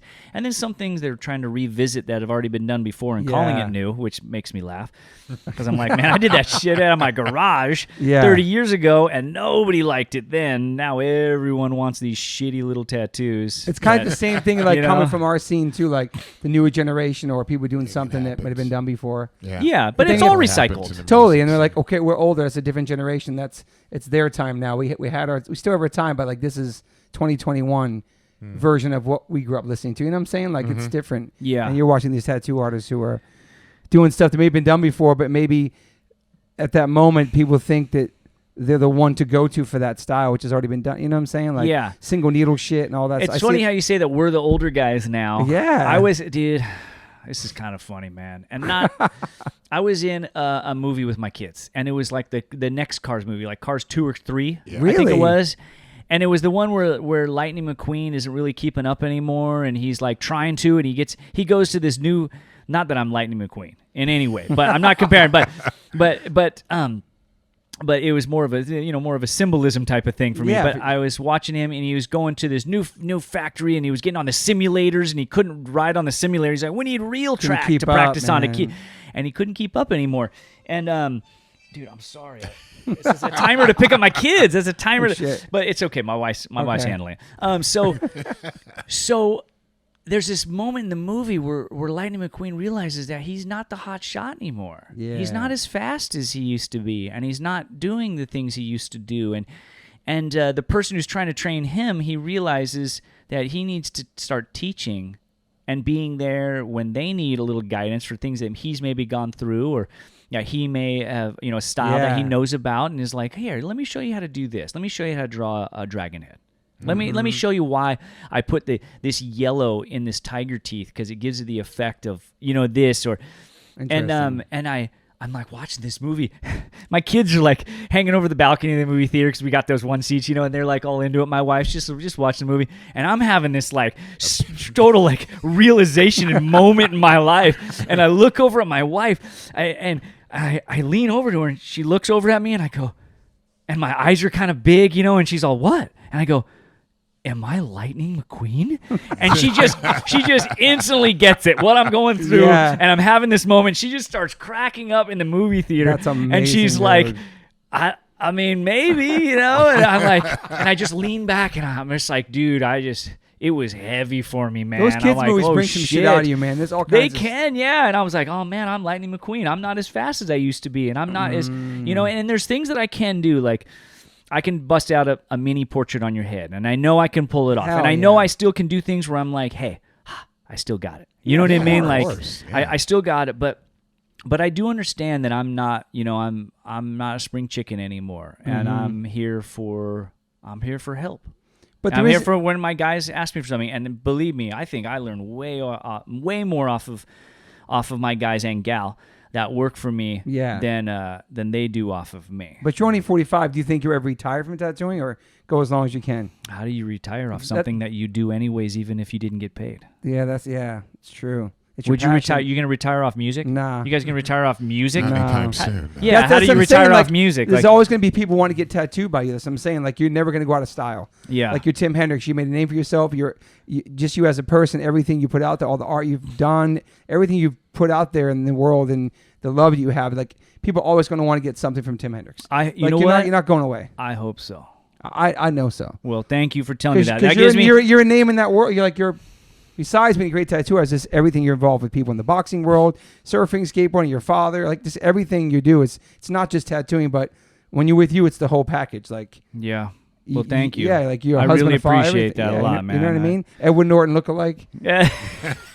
You don't know that, but people think it's been a thing his whole life. Really? Yeah. Yeah. Dude, people have always said I look like shit? Edward Norton. Now I see him with a shaved head would be sick. Before it was after my face started to sag a bit, and I was a lot. Yeah, my chin didn't grow as big as it is. But yeah, people would tell me. See that it all now the time. though? It's fucking bananas, bro. Mm-hmm. Yeah, we should do a movie together. I could be like his evil brother. He was with Courtney Love and shit. It's crazy. Wow. What? But no, I'm saying what? No. Excuse me? Edward Norton wasn't real life. Edward Norton wasn't real life. Not me. No, I know.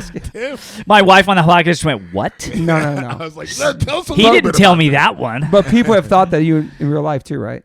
What? Yeah, a couple of people. Well, you know what was funny is one time when I was living in New York, I was walking across the street. I was walking to work, and I think her name's Femke Jensen.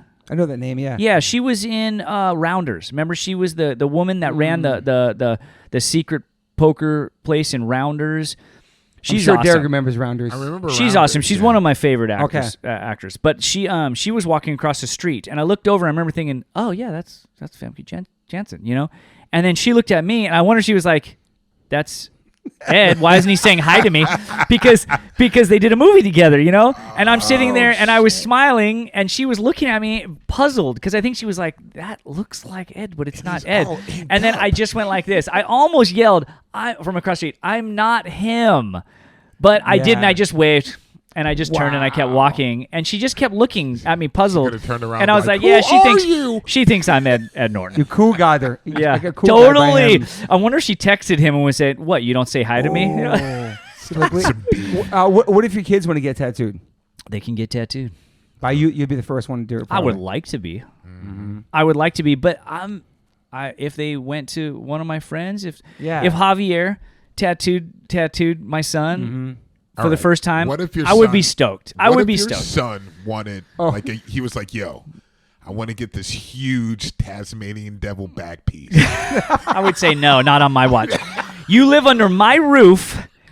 You do not get tattoos you're going to regret. What if this when he was 18? What if he was 18? Really keen on it, like, "Yo, Dad, I'm getting this." Oh, I mean, like, what if he was 18 though? But if he's 18, he can do what he wants. You know what? I'm not going to say under my roof when he's 18 too. I'm just going to be like, "Hey, man." I mean, there's certain things, of course, like you're not bringing prostitutes back to the house. Yeah, my son's 18. House, yeah. But I'm going to be pretty lenient with my kids on a lot of stuff. But I'm going to give them the advice. Right there. Tasmanian back piece, yeah.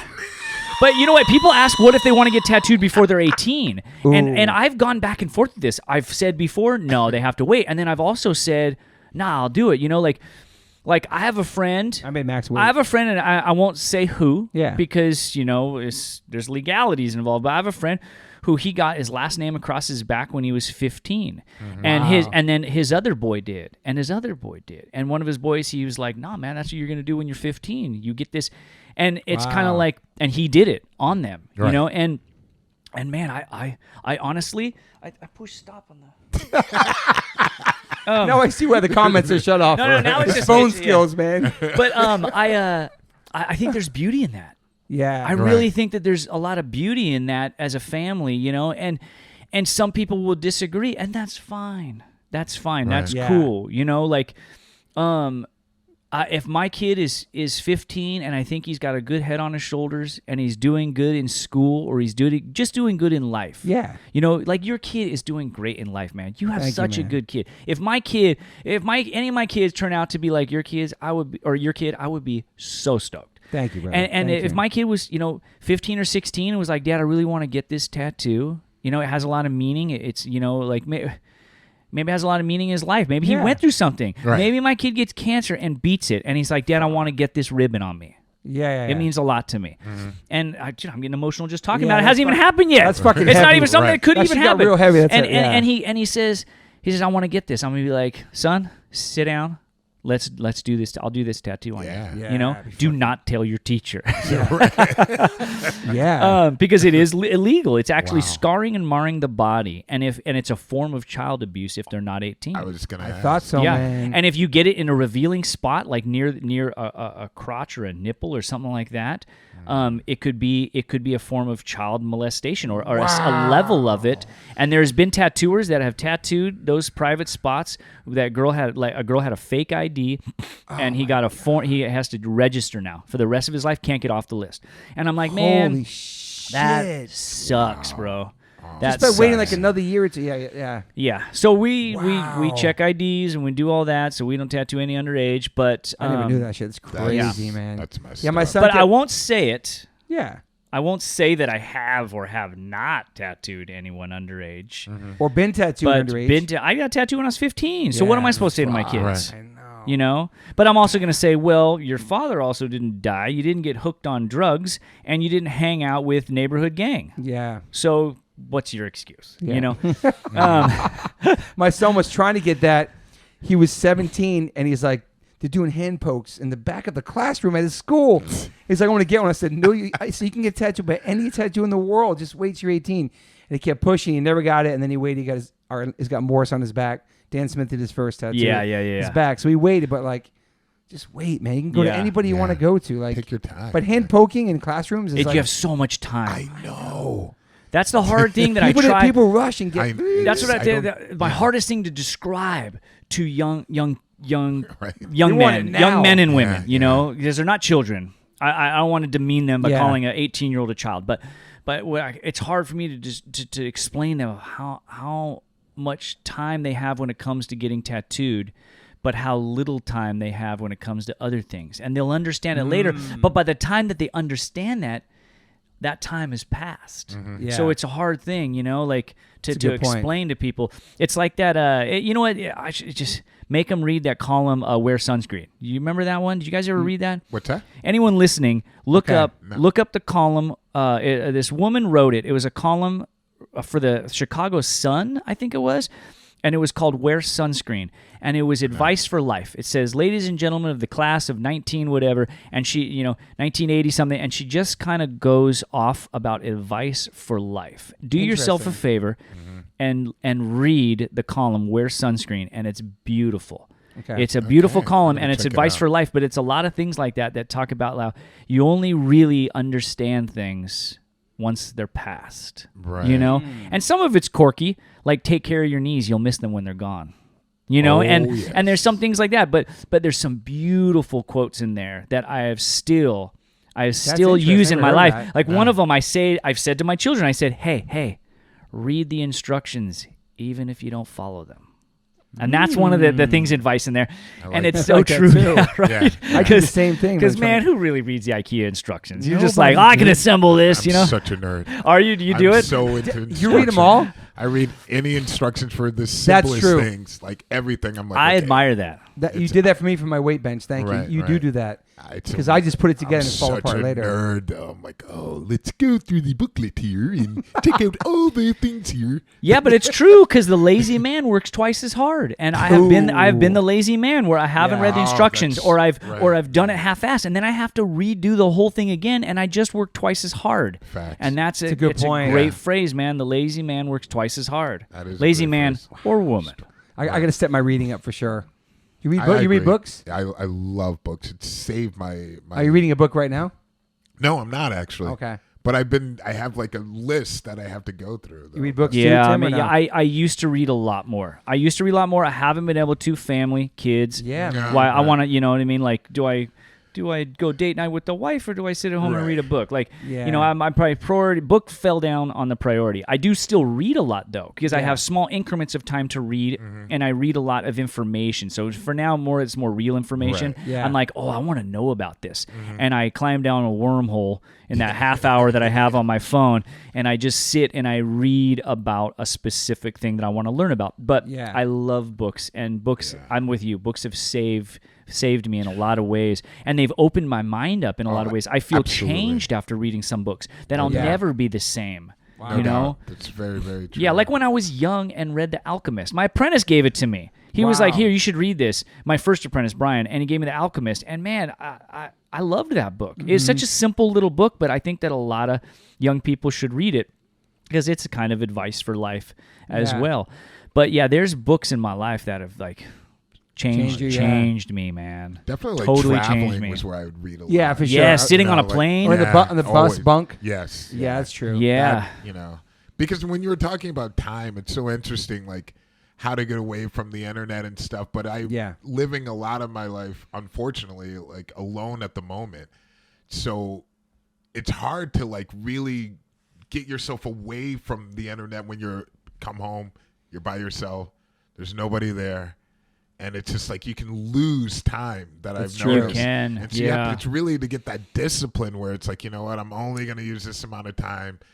So I started turning off my phone by like 8, 7, like really getting away from it. But it's really difficult, especially if you're alone, because then you can dive. Because you feel like you're in another world. Right. And then, but I realized when I do have that time with my son and it's incredible with my girl, I'm never on my phone. Yeah. Of course. It's like literally lost. Like, it's like, oh yeah, I forgot about that thing. Yeah. And it's just like I dive in that moment of like human contact. So it's just, it's really important, I think, for people to find that balance, Yeah. And It can be is. difficult when you're alone because it becomes like your saving grace.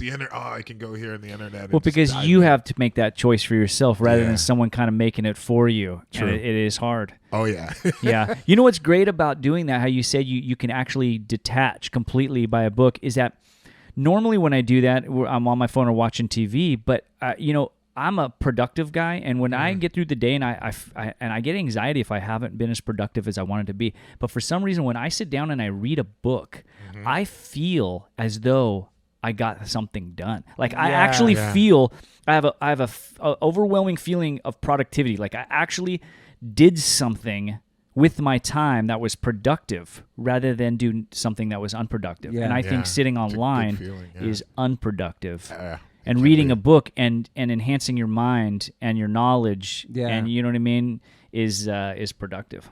So many good books. And just out having there, man. conversations. There is, too. man. There are a lot of good books. My wife reads a lot of books. Yeah, and I used to do that too. I used to read on flights, and I've been flying. Who's flying? You know, I mean, now I guess it's been crazy, but but I read Alive. So I watched the movie a long time ago. I read Alive. Great movie. Yeah, and then so I was like, well, I want to read this true story, and I read the book Alive on plane flights. Right. And it took about three or 4 plane flights to get through it, but holy So you're reading it while you're flying, that's smokes, dude. crazy. And I did read it while I was flying. Yeah, no fear of flying over here at all. Reading No a book about a yeah, plane dude. crash on a plane Right. flight Fuck and that. didn't even think about it. You know, that's.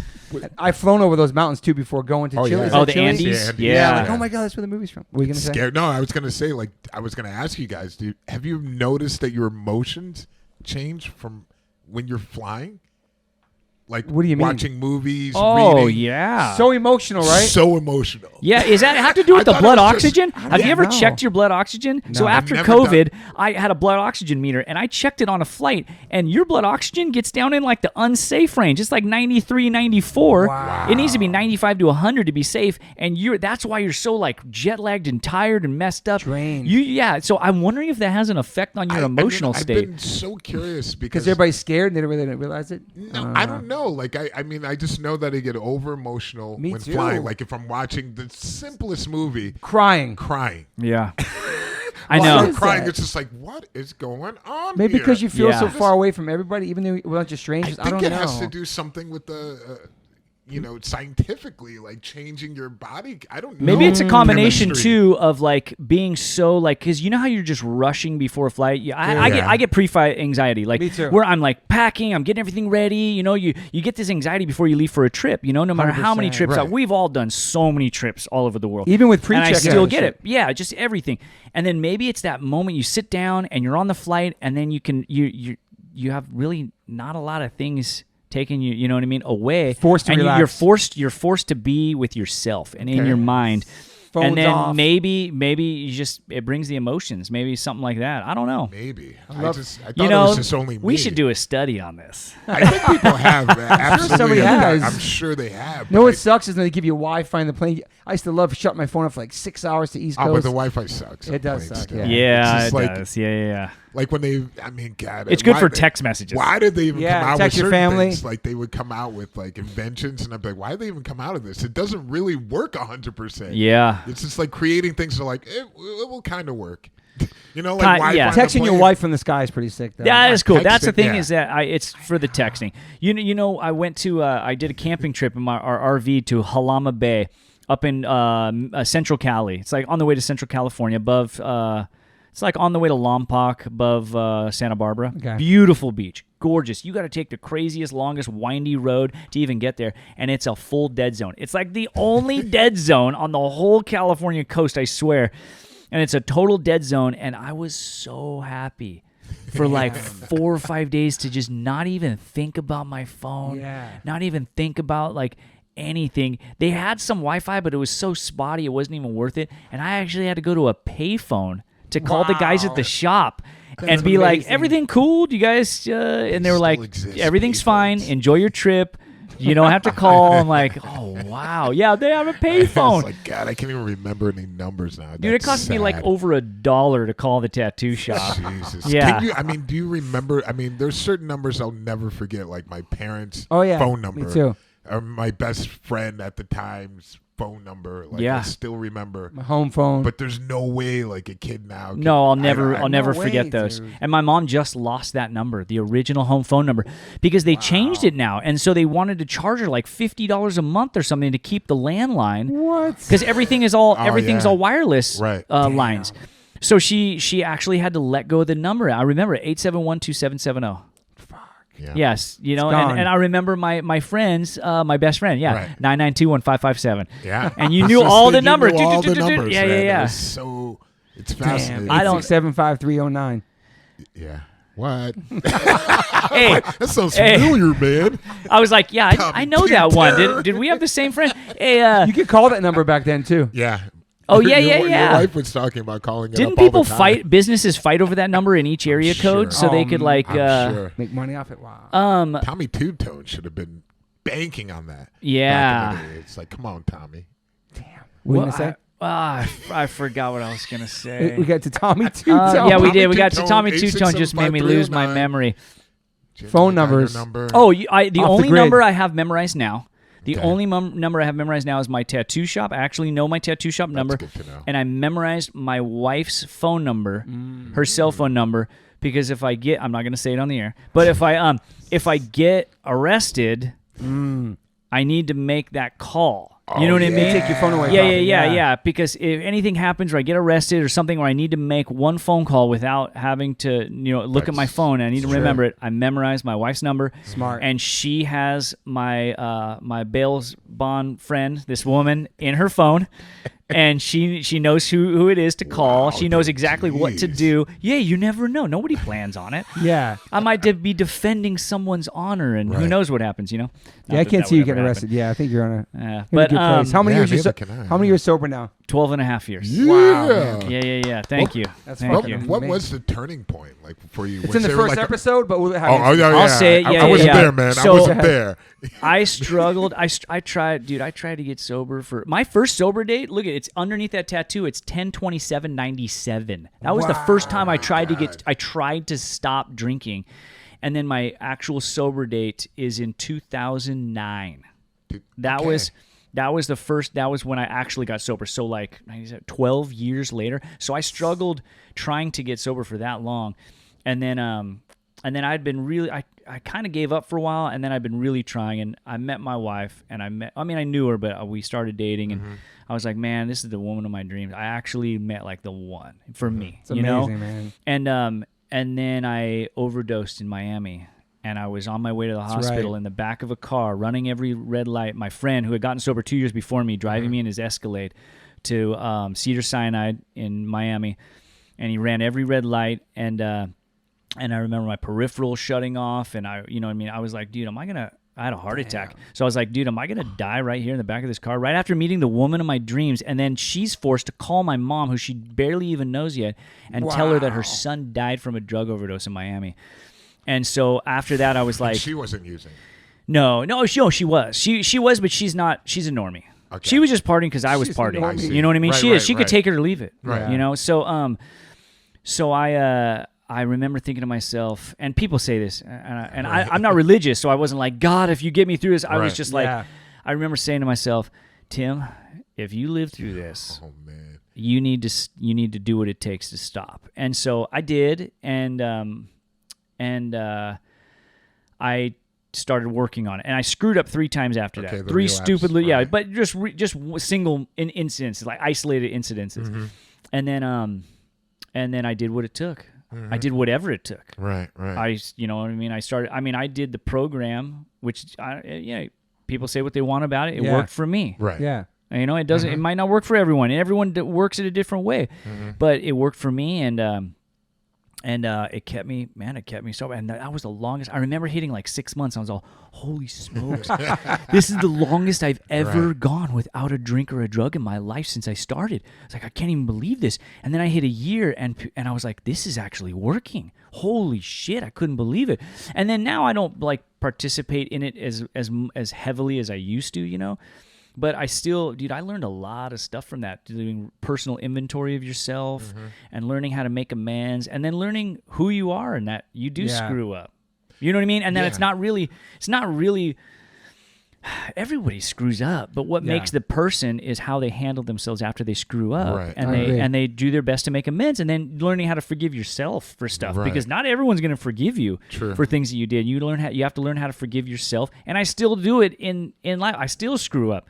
I still blow it with people, and then I try to make amends, and some people, even since I've been sober, have not forgiven me, but I've learned how to forgive myself and learn from it, and not do something like that again, you know, and that's just part of life. But man, I gained so many tools from that program of recovery that I use now in just every part of my life, and so it really worked for me, but it only worked because I worked it. I actually did it. You know what I mean? Yes, I did what they told me to do, and I stopped trying to make decisions for myself when it came to my addictive personality. I started realizing that maybe other people make better decisions for me than I'm making for myself.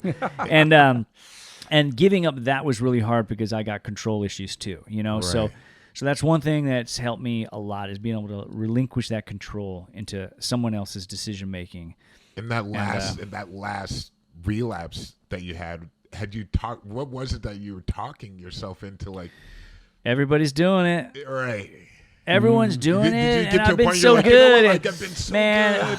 Dude, every relapse I've ever had, even if it's just one day where I'd wake up that morning and I would sit there on my bed and I'm not religious. I would literally pray to myself. I'd be like, Tim, you are not going to use today. You are going to get through the day without a drink or a drug. You are going to do whatever it takes to just get through one day, man. Like I didn't even go into the program yet, but I heard the term one day at a time. So I was like, I'll just do one day. I'll get through one day. I can do that. I can do that.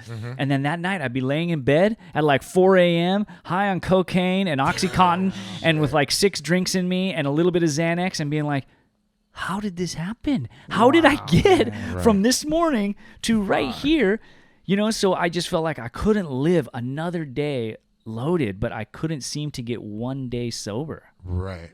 It was crazy, really weird. Man. And then I just started to realize, man, my gears are broken. I don't have neutral. I mean, I don't have like first gear, second gear, third, fourth, and then you know, fifth gear. Like I have neutral or fifth gear wide open. Everything in between is stripped. All those gears are stripped, man. They don't function anymore. And I'm either neutral or fifth gear wide open. And so now I just stay in neutral. But I stay in neutral with the fucking pedal on, just and people walk by and look at me in that car, and I'm looking at them smiling, and they don't understand my life, and I don't understand theirs.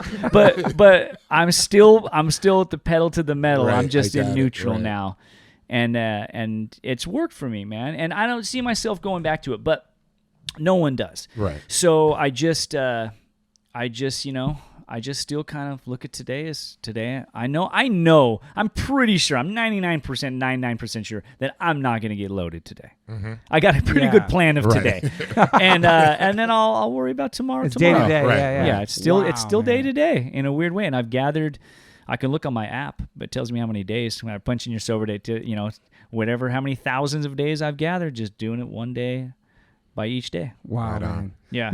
It sounds so corny, man. I hear myself say it like one day at a time. It sounds so corny, but fuck, it worked, man. That shit worked. You're here alive talking about it. Corny about it at all. You've been through a lot of shit, man. It's crazy, man. Survivor. I guess. Yeah, I guess. I mean, I've been lucky, man. He was like I've been lucky. All kinds of stuff on the first episode of Hear It. But yeah, it's crazy, man. The lowest of the lows, the highest of the highs. Yeah. But, you know, when I look back on a lot of it, man, most of it I all did to myself. You know? Drugs, these are my homies. You can't see what I'm doing, but I got my arm up like I got my arm around a homie sitting next to me on this chair here. But, like, these are my homies, drugs and alcohol. And they didn't do any of these things in my life. They didn't put a gun to my head and force me to do these things. So I get kind of bummed when people blame everything on their drugs and alcohol addiction. It's like, no, I did these things. These homies, I love them to death. But I can't hang out with them anymore. They get me in a lot of trouble. They are bad influences. So I did this stuff. So I think a lot of people have a hard time with that, is being like, man, these aren't hardships. Hardships was my dad dying. There's nothing I did to deserve that. You know what I mean? Those are hardships. You get cancer. You know what I mean? Like, that's a hardship you went through that you didn't do anything to deserve. You know, I mean, maybe if you smoked your whole life, but you get what the point I'm trying to make. And it's like, these things that happened to me as a direct result of my addiction and my alcoholism, I did to, you know, I have to take responsibility for all that. So, so that's one of the things I constantly remind myself, like, I did this shit. You know, and it's life just in general. Like, sometimes you get yourself in a pickle and you're like, I got to take a look back and stop blaming everyone else for what just happened right now and kind of look at my role in this. Which is difficult for a lot of people to It's very difficult. You know, that's why, you know, I wanted to ask you about it, because a lot of times people have a hard time understanding, you know, what it is to be an addict, to be able to why don't you just stop? You know that you're hurting this person. It's like, no, you don't know. Yeah. You know, you don't see it. And I've dated addicts before and learned a lot through them where they weren't using at the time I was with them. Yeah. But I would hear and follow, you know, their life as far as like the people they hang out with. You know, little things like, I need to go to a meeting today. Oh, I'm in another country. It doesn't matter. I just need to be surrounded by those people. At the time, I was drinking, you know, smoking, like, I'm good. Yeah. But I didn't really think about how that had an effect on the person that I'm with. And it made me really rethink what I'm, you know, like, wait a minute. It's like, this person is like you said, you know, they never could be like, they would be amazed with the fact that I could drink one beer and like, let's go home. Yeah. And it was like, she was like, that doesn't exist with me. It's putting it right in your face. Like, it's either now and then the bottom of it, you know, there's neutral no bottom. Or fifth gear wide open. That's when you said that. I was like, oh yeah. I've heard a great way to It's break like it And down. I there's mean, no. to be honest, I've not drank for so long. If I started drinking again, I could probably get a decent amount of time making it like controlling it a little bit for a little while. Right. You know what I mean? Like I could probably, you know what I Right. mean? Like the first month or two would actually be fun and normal, and my wife and I'd be like, "This is so fun. We're having a glass of wine together." Yeah, well, you know what I mean? though, played But the then, trick on you. yeah, but then it would be like, "Oh no, this is starting to get weird." Like, wait, did you just chop that pill up and snort it? Like, why would you do that? Just, you know what I mean? I'd be like, well, Yeah. why not? You know what I mean? It's kind of like taste, but don't chew. Chew, Yeah. but don't swallow. It's already in my mouth, dude. Yeah, I'm eating the whole thing, the whole cake. It's there, and I Right. still do it. My wife bakes cookies, dude. I still do this with sugar. My wife bakes cookies, and I'm like, oh, you bake cookies? All right, well. Like, I'm not going to have any. I'm not going to have any say that cookies. too, bro. I'm like, I can't. I'm training right now for this fight or whatever, you know, like, I'm not going to have any cookies. This literally happened. I'm to bring up a real story. And I sit down on the couch and I'm watching a movie. And then I kind of slowly my eyes go off the TV and it glances over to cookies on the counter. I'm like, well, I'll just have one. Like, one cookie's fine. And I go and I one have is fine. one cookie. One And then I'm like, cookie, one that's it. cookie. And then I sit back down. And then I'm like, oh, shit, man, I forgot to pour myself a little glass of milk with that cookie. It would be so good with Try milk. it again. And then I walk over and I pour myself a glass of milk. And then I'm like, well, I mean, one just seems so little. I'll just get 2 cookies, but that'll be it. And I'll grab the 2 cookies. And I go and I sit down and I dip them in the milk and I eat them. And then I'm like, oh, there's still a little bit of milk left in that jar. And I could So drink. true. I could Yeah, drink you're the milk. I could drink the milk, or I could be like, you know what? I bet I could get like 3 cookies out of that milk. That'll finish off the milk. And then I'll go. And then I'll eat 3 more cookies. And then I'll be like, oh, all the milk's gone. Oh, there's a bunch of crumbs down at the bottom. And I ate the crumbs. And then I'm like, you know what? All those cookies made me kind of thirsty. I'm going to go back and I'm going to pour another glass of milk. And you know what will go good with this glass of milk? The rest of the cookies sitting on that It's table. so And then true, by the man. end of that, my wife comes in to like turn off all the lights, get ready for bed. She's all, what happened to all the cookies? And I'm like, you can't leave a bag of Coke. I mean a plate of cookies in front of me and expect me true. to only have one. And that is just like that's a whole like Sugar's a crazy breakdown addiction too, yeah. of like how my habit was, Yeah. you know? And that's just how it was. Like Sugar's so addicting as well, dude. sugar is And addicting, everything we eat you know? every day, man. Oh, absolutely. The whole world's addicted. Everything's to it, it got seems. sugar in it. I know. They put man. sugar in everything I know. to get us to eat it. It's impossible to stop eating sugar. It You is. can't And do people it. try, and maybe I've tried before. It's Yeah. super hard. I did it when I would train. I've done only 2 fights, like actual, like, you know, sanctioned boxing events. But when I was training for them, I had to cut down on my sugar intake because I had to drop a lot of weight. And sugar's the enemy just in a lot of ways. Yeah. It causes inflammation, everything. So I just stopped. I was really watching my sugar, and man, I got sugar cravings like you wouldn't believe. Damn. Sure. And so I started eating like spoonfuls of black beans because I guess they kind of help quench the cravings, the way your body metabolizes them or something. Wow. Somebody explained that to me. They Interesting. explained it in a scientific way or a Yeah. physiological way. And I started doing that, and that helped. But I had like a full sugar withdrawal for 2 weeks after coming off of sugar, and I probably still would because I've kind of adapted back into that life of eating a lot of I like Yeah. snacks. I and like sugar.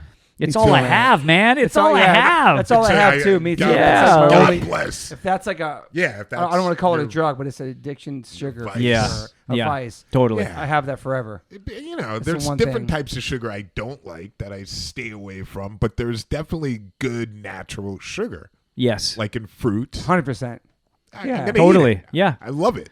I feel the same. Right. It's like it's sugar. I understand. Those are good Yeah, sugars. those those are are good good. sugar, You yeah. need those. You got to have Absolutely. some. Yeah.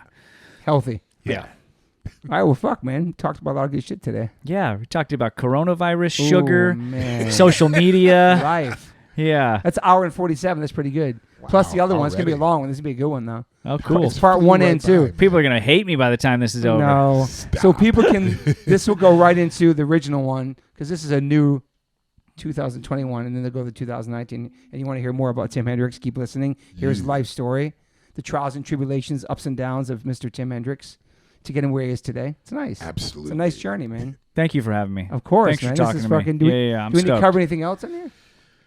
Not that I could think of at the top of my head. top of my Rockham head. Shout out to Rockham if he's listening. A #1 subscriber. Wow. No, I'm saying.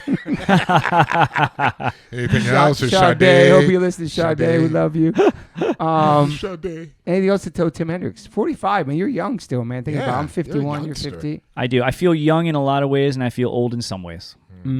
So I'm okay with that. But you look good. Growing old physically sucks. Growing old mentally is one of the best things that ever happened to me. I like that too. Yeah. And being a parent too, man. Yes. All parents. It's amazing. It is. It's one of the best things I never knew I wanted. Right. I talked about that, right? Yeah, you did. Yeah, for sure. Yeah, I talked about that in the last podcast. You got good hair too. Your hair's doing good. I did get lucky. I didn't lose it. It's starting to recede, but I'm okay with that Nah, too. I like that. It kind of, distinguished. Yeah, gray fox or silver fox. They And say. Derek, I hope you can see your son and your family soon, man. Yeah, me You've been too, locked man. out for like a year and a half from going to see his family. It's brutal, Oh, man. man. Going to Europe, Super man. brutal, man. Not to take the end of the episode low, Yeah, but I'm just saying because you're a dad. We're always talking about dad shit, and your kids over. No, like, but you're right. It's definitely something that. hopefully this year you can go over there, man. Yeah, With the borders make and everything. it happen. Yeah, You're gonna break down the walls. you're gonna have to, man. Yeah. Yeah. Well, thank you all for being here. Tim Thanks for Hendricks, having thank you me, so man. much, man. Thanks, you guys. Thanks for listening to me. Of course, man. Thank you for my beautiful Definitely. tattoos on my body from you. Incredible, man. Yeah, It's man. like coming to life, man. It is. Really. All right, and they can just find you on the internet, but you're not going to answer. So just look up Tim Hendricks, saltwater tattoo. All that's online. You can try to reach out to Tim, but he will not respond. You can like his photos. You can appreciate him. Do You're not gonna have to go to the source. Yeah, this You is gotta go to this the is shop. true. This is true. Do not And give I'm him a sorry for all compliment. those people that I have neglected. I know a lot of people try to get tattooed by me for so long, and I do appreciate each and every one of you. And I'm sorry if I am not available. Maybe this podcast will give you a little insight on why that I just sure. I want to devote all my time to being a dad while my kids are still young. And Love that. and they come first, and that's why that I am very unavailable. But he I appreciates still the appreciate love. all. Yeah, I appreciate the love. I do. I appreciate the love, and I appreciate even just as simple as just liking a photo, anything like that. I do appreciate it. And you can send him a DM saying how much you love him, but he's not going to respond. But he might see it, he might not, but he appreciates, Yeah, all the love, man. that is true. On all shapes and all platforms. Awesome, Hendricks. Thank you so much. Bye, everybody. Okay. Hey, we're back. Tim just went to the bathroom, and Derek's like, I had one more question I could ask him about I totally forgot the about tattoo it. world. And 'Cause also, I'm so out of it. Like I remember like I had a lot of friends who were tattoo artists, and I lived like different places of the world. And I remember growing up, there were just like elite few that were just like, oh, everyone's name. Like when I joined Sepultura, there was a event that we went on that was called Tattoo the Earth. that's right. That was a sick And tour. so it was Paul a Booth. Paul Booth. Paul Booth, yeah. Tattoo the Earth. Philip Blue. That's a Paul Booth tattoo right there. That portrait, that Oh, scared girl portrait. Oh, I got shit. that. Yeah. So there were these names like, oh, we're gonna have Paul Booth, Philip, Jonathan Shaw. Jonathan Shaw, Yeah. remember him. Philip Fun Blue. City. And all these people are gonna be on the tour. Are there still like these type of celebrities out there, like people like, oh my god, like you say their name? OGs. I mean, I like still think Philip Liu is like a tattoo god. You know what I mean? Like Right, right. he's one of my favorite tattooers, awesome. but also because he's such a nice human. Exactly. He remembered He's my name the super next nice. time I saw him, and he was just so nice to me. And Sweetheart. I was like, man, that's so cool. So I think there is. Hardy? I think Ed Hardy's still. Yeah, Still? Ed Hardy Okay. is like one. He's a Tattoo. Yeah, Jerry's he's- other stuff. Yeah. There's yeah, it's like Judd Tattoo Hall Nights of where they- Fame. Right. You know. Like when they walk in, it's like, oh snap. Yes. Yeah. There's still Okay. those guys. There's still a lot of those guys. I think there's different types of. So the tattoo world is now broken off. There used to be just one. There was one Right. tattoo world, Right. and now it's broken off into lots of different worlds. I see. So there's like the reality TV world that also crosses over into the OG tattoo world because It a lot of does. those guys were Chris Garver's Chris an OG Garver, yeah. tattooer. You know. Shout out to Chris No doubt. Garver, man. Yeah. I love God, Chris I Garver. I mean, like a lot of people don't know that Ami's like OG and like does incredible like sleeves and back pieces. Like Wow. I mean, he's oh yeah. like That's your homie, yeah. he worked with Chris Garver at Fun City like way back in Okay. the day. I Yep. believe Chris Garver was sitting on the porch when Ami walked up with his portfolio, and that's how they met. Wow. Yeah. Chris Garver So- tattooed all of us back in the day, man. Oh At yeah, Fun for City. sure. Oh, all the New York hardcore. Yeah. for sure. Him and Ledger and was it no, not Ledger. Ledger? Was it Ledger or no? Was it Ledger did. Mike Ledger did a bunch of Mike? us. Yeah. Mike. Ledger did a bunch. Civ did a bunch of us, man. Yeah, Civ. But who did Chris live with? Fuck, I don't know. I remember there's like Sean Vasquez was Snake Eyes. Snake names okay. I remember in the shops. Just different names. But I remember Fun City. Peter Tattoo in Long whoa. Island. OG shit. Oh yeah, Peter Cindy. Tattoo. Cindy yeah. did a bunch of my tats. So there's still a lot of these. There's still a lot of these guys that at least I know about. Right. I look up to, but people know You like said it broke off into factions. yeah, they're broken off. So then there's this whole like dot work, and more like there's dot work tattooers and there's black just full right, just, contemporary. So you have right. all these contemporary styles, and then they have their own like the OGs of contemporary styles that still kind of cross over. Okay. Like Thomas Hooper. Thomas Hooper's my generation, but he's like one of the OGs of a more contemporary style. Mm-hmm. And then there's a couple of guys from London, like the guys from Into You. Okay. Yeah, in London, they were Okay. like OG contemporary style of tattooing. So, so you have all these, you have all these people that like kind of started from that, but then it just kind of spider webbed out into so many different things. But I mean, I still have my OGs that I look up to, and then I still Awesome. get on the phone with, and we're losing some of them. Like Rick Walters Oh yes. passed Yeah. away recently, and he was one of my, he was one of the first. He was literally one of the first people I met in professional tattooing. The first person I ever met in it, and it's hard. It's heartbreaking for all of us California guys, especially the guys who came out of the Pike. Man, I got so much sympathy for them because this one was a hard one, a blow for me. And I can't even imagine what it was for them. And it's like, man, he was like our connection with all this. Like if I wanted, I would always be like, I was stumped on something. Who was it that did this? And I would call Rick. And be like, hey, Rick, who is the tattooer that did? He's like, oh, that was this and that. And I had to know that I was going to talk to Rick for another hour after that. You know what I mean? To get that information. But that was okay because I loved talking with him. And I feel like we're losing these connections with the past. Yeah. Right. And from these old school OGers. We have it with OG punk rockers passing too. Same world. Yeah. Oh, And yeah, I'm sure it happens with definitely. everything. Yeah. But I feel like your industry and like mine, not enough of it's documented. True. So yeah. so it's all up here. It's all I'm pointing to my head and tapping my head Yeah. if you can't see me, but it's all up here, and all of it's it's like it's getting lost. Yeah. And it needs to be written down. So I think I'm going to start journaling. Nice. I think I'm going to start journaling of things that I remember to my best memory and my knowledge. That's very cool. And I think I'd like to, man, in all my infinite spare time, but like start interviewing Right. video interviews in case somebody ever is like, hey, we're doing a documentary on tattooing this thing. Can we borrow all your I think footage? And I'd be like, great. please take it, because I don't want to own it. I want to caretake it to someone who might use it and put it out there, and interview a lot of people that people don't know about just because they don't have an Instagram, they don't care about it. Bucky Crispin, who works for me, is one of the best tattooers I've ever worked with. This guy rips. He's so good at tattooing. And he just doesn't care about Instagram for the same reasons, to spend time with his family, to surf, and he just cruises. He's just such a cruiser.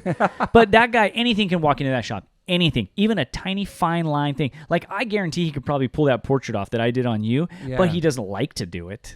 You know what I mean? He's like, oh, I don't want it. He'll grumble.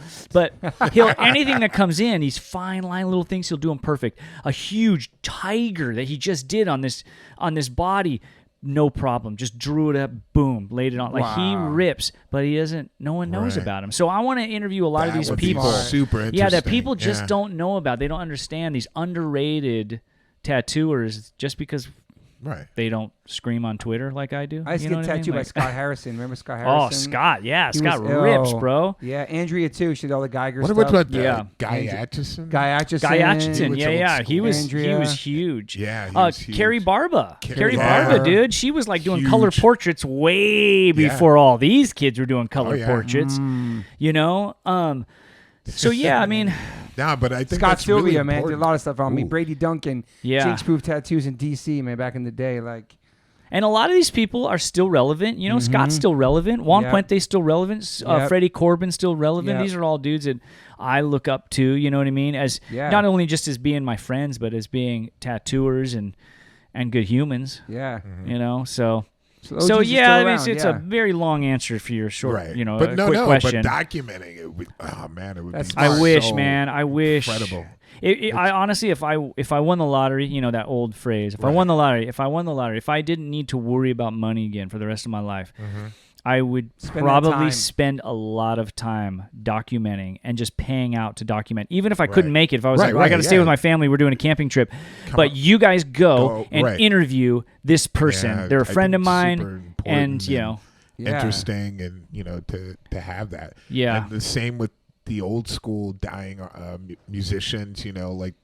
It's great when you can see those documentaries about those people. It can be enlightening to a younger generation, which it usually is. They're just like, wow, I wish, I didn't know that. And I say, it's funny because I say no to a lot of things now. A lot of people ask me, you want to work on this project? No. And it's just mainly because of the time. I'm not trying to be too cool. I just really don't want to spend the time on it.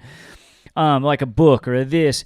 But a friend of mine from Europe actually asked me to do a book. And he'll help me do the whole thing or whatever. And I'm like, you know what? I think I'm going to do this.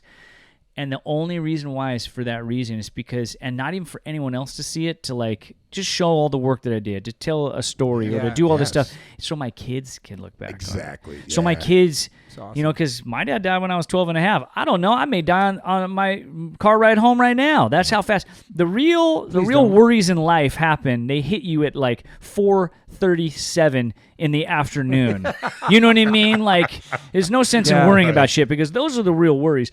So, like, I don't know how long I'm going to last, and I want my kids to be able to look at that and see the things that I did, and I want to just do it in the most humble way possible. I don't want to try to show off. I just want to just be like, this is what I created, this is what I did, and I got to live my dreams, and you can too if you follow them. You know what I mean? Amazing. Awesome. Yeah. Excellent. You go to the questions now? Yep, I'm good. And you were the first tattoo artist probably to be on Instagram, huh? One of the first? No, there was a few. That's how I found out about it. Was other tattoo artists. Okay. But I was the first of my friends. Yeah, that's for sure. Like of my it's just circle of who I was hanging out with at the time. That's awesome. I was the first. Was I living in New York? No, it was before I moved to New York. It's like we need to be on this and promote, right? Yeah. That's a great way. Yeah. And that's the most positive thing about is promoting good stuff. Yeah. No doubt about it. Yeah, so if you're listening, just before every post, before every comment, think how is this going to affect someone in a positive way? Exactly. Yeah. How is this going to affect them in a positive way, and how is it going to affect me in a positive way? Because, like Gandhi said, man, you want to be the change that you want to see in the world. Right. Love that, man. Yeah. That's a great way to end this, man. Holy crap. Thank you, Tim. I think that's what he said. You can Google it. Somebody should Google it now. That makes sense, though. I heard that before. Derek? That's absolutely correct. That is correct. what he said. Yeah, he said a lot of good things. All right. Peace, everybody. Bye. Hey, y'all. Liquid Death's been so kind to give me a promo code. So for your first purchase on liquiddeath.com, go to liquiddeath.com/OLOC, and you get a free set of koozies with your first purchase of H2O, still or sparkling. If not, you can try it also at Whole Foods or 7-Eleven. Use the promo code OLOC for your first purchase of Liquid Death. Thank you, Liquid Death, for your support. Appreciate you so much. Murder your thirst. H2O saves lives, y'all.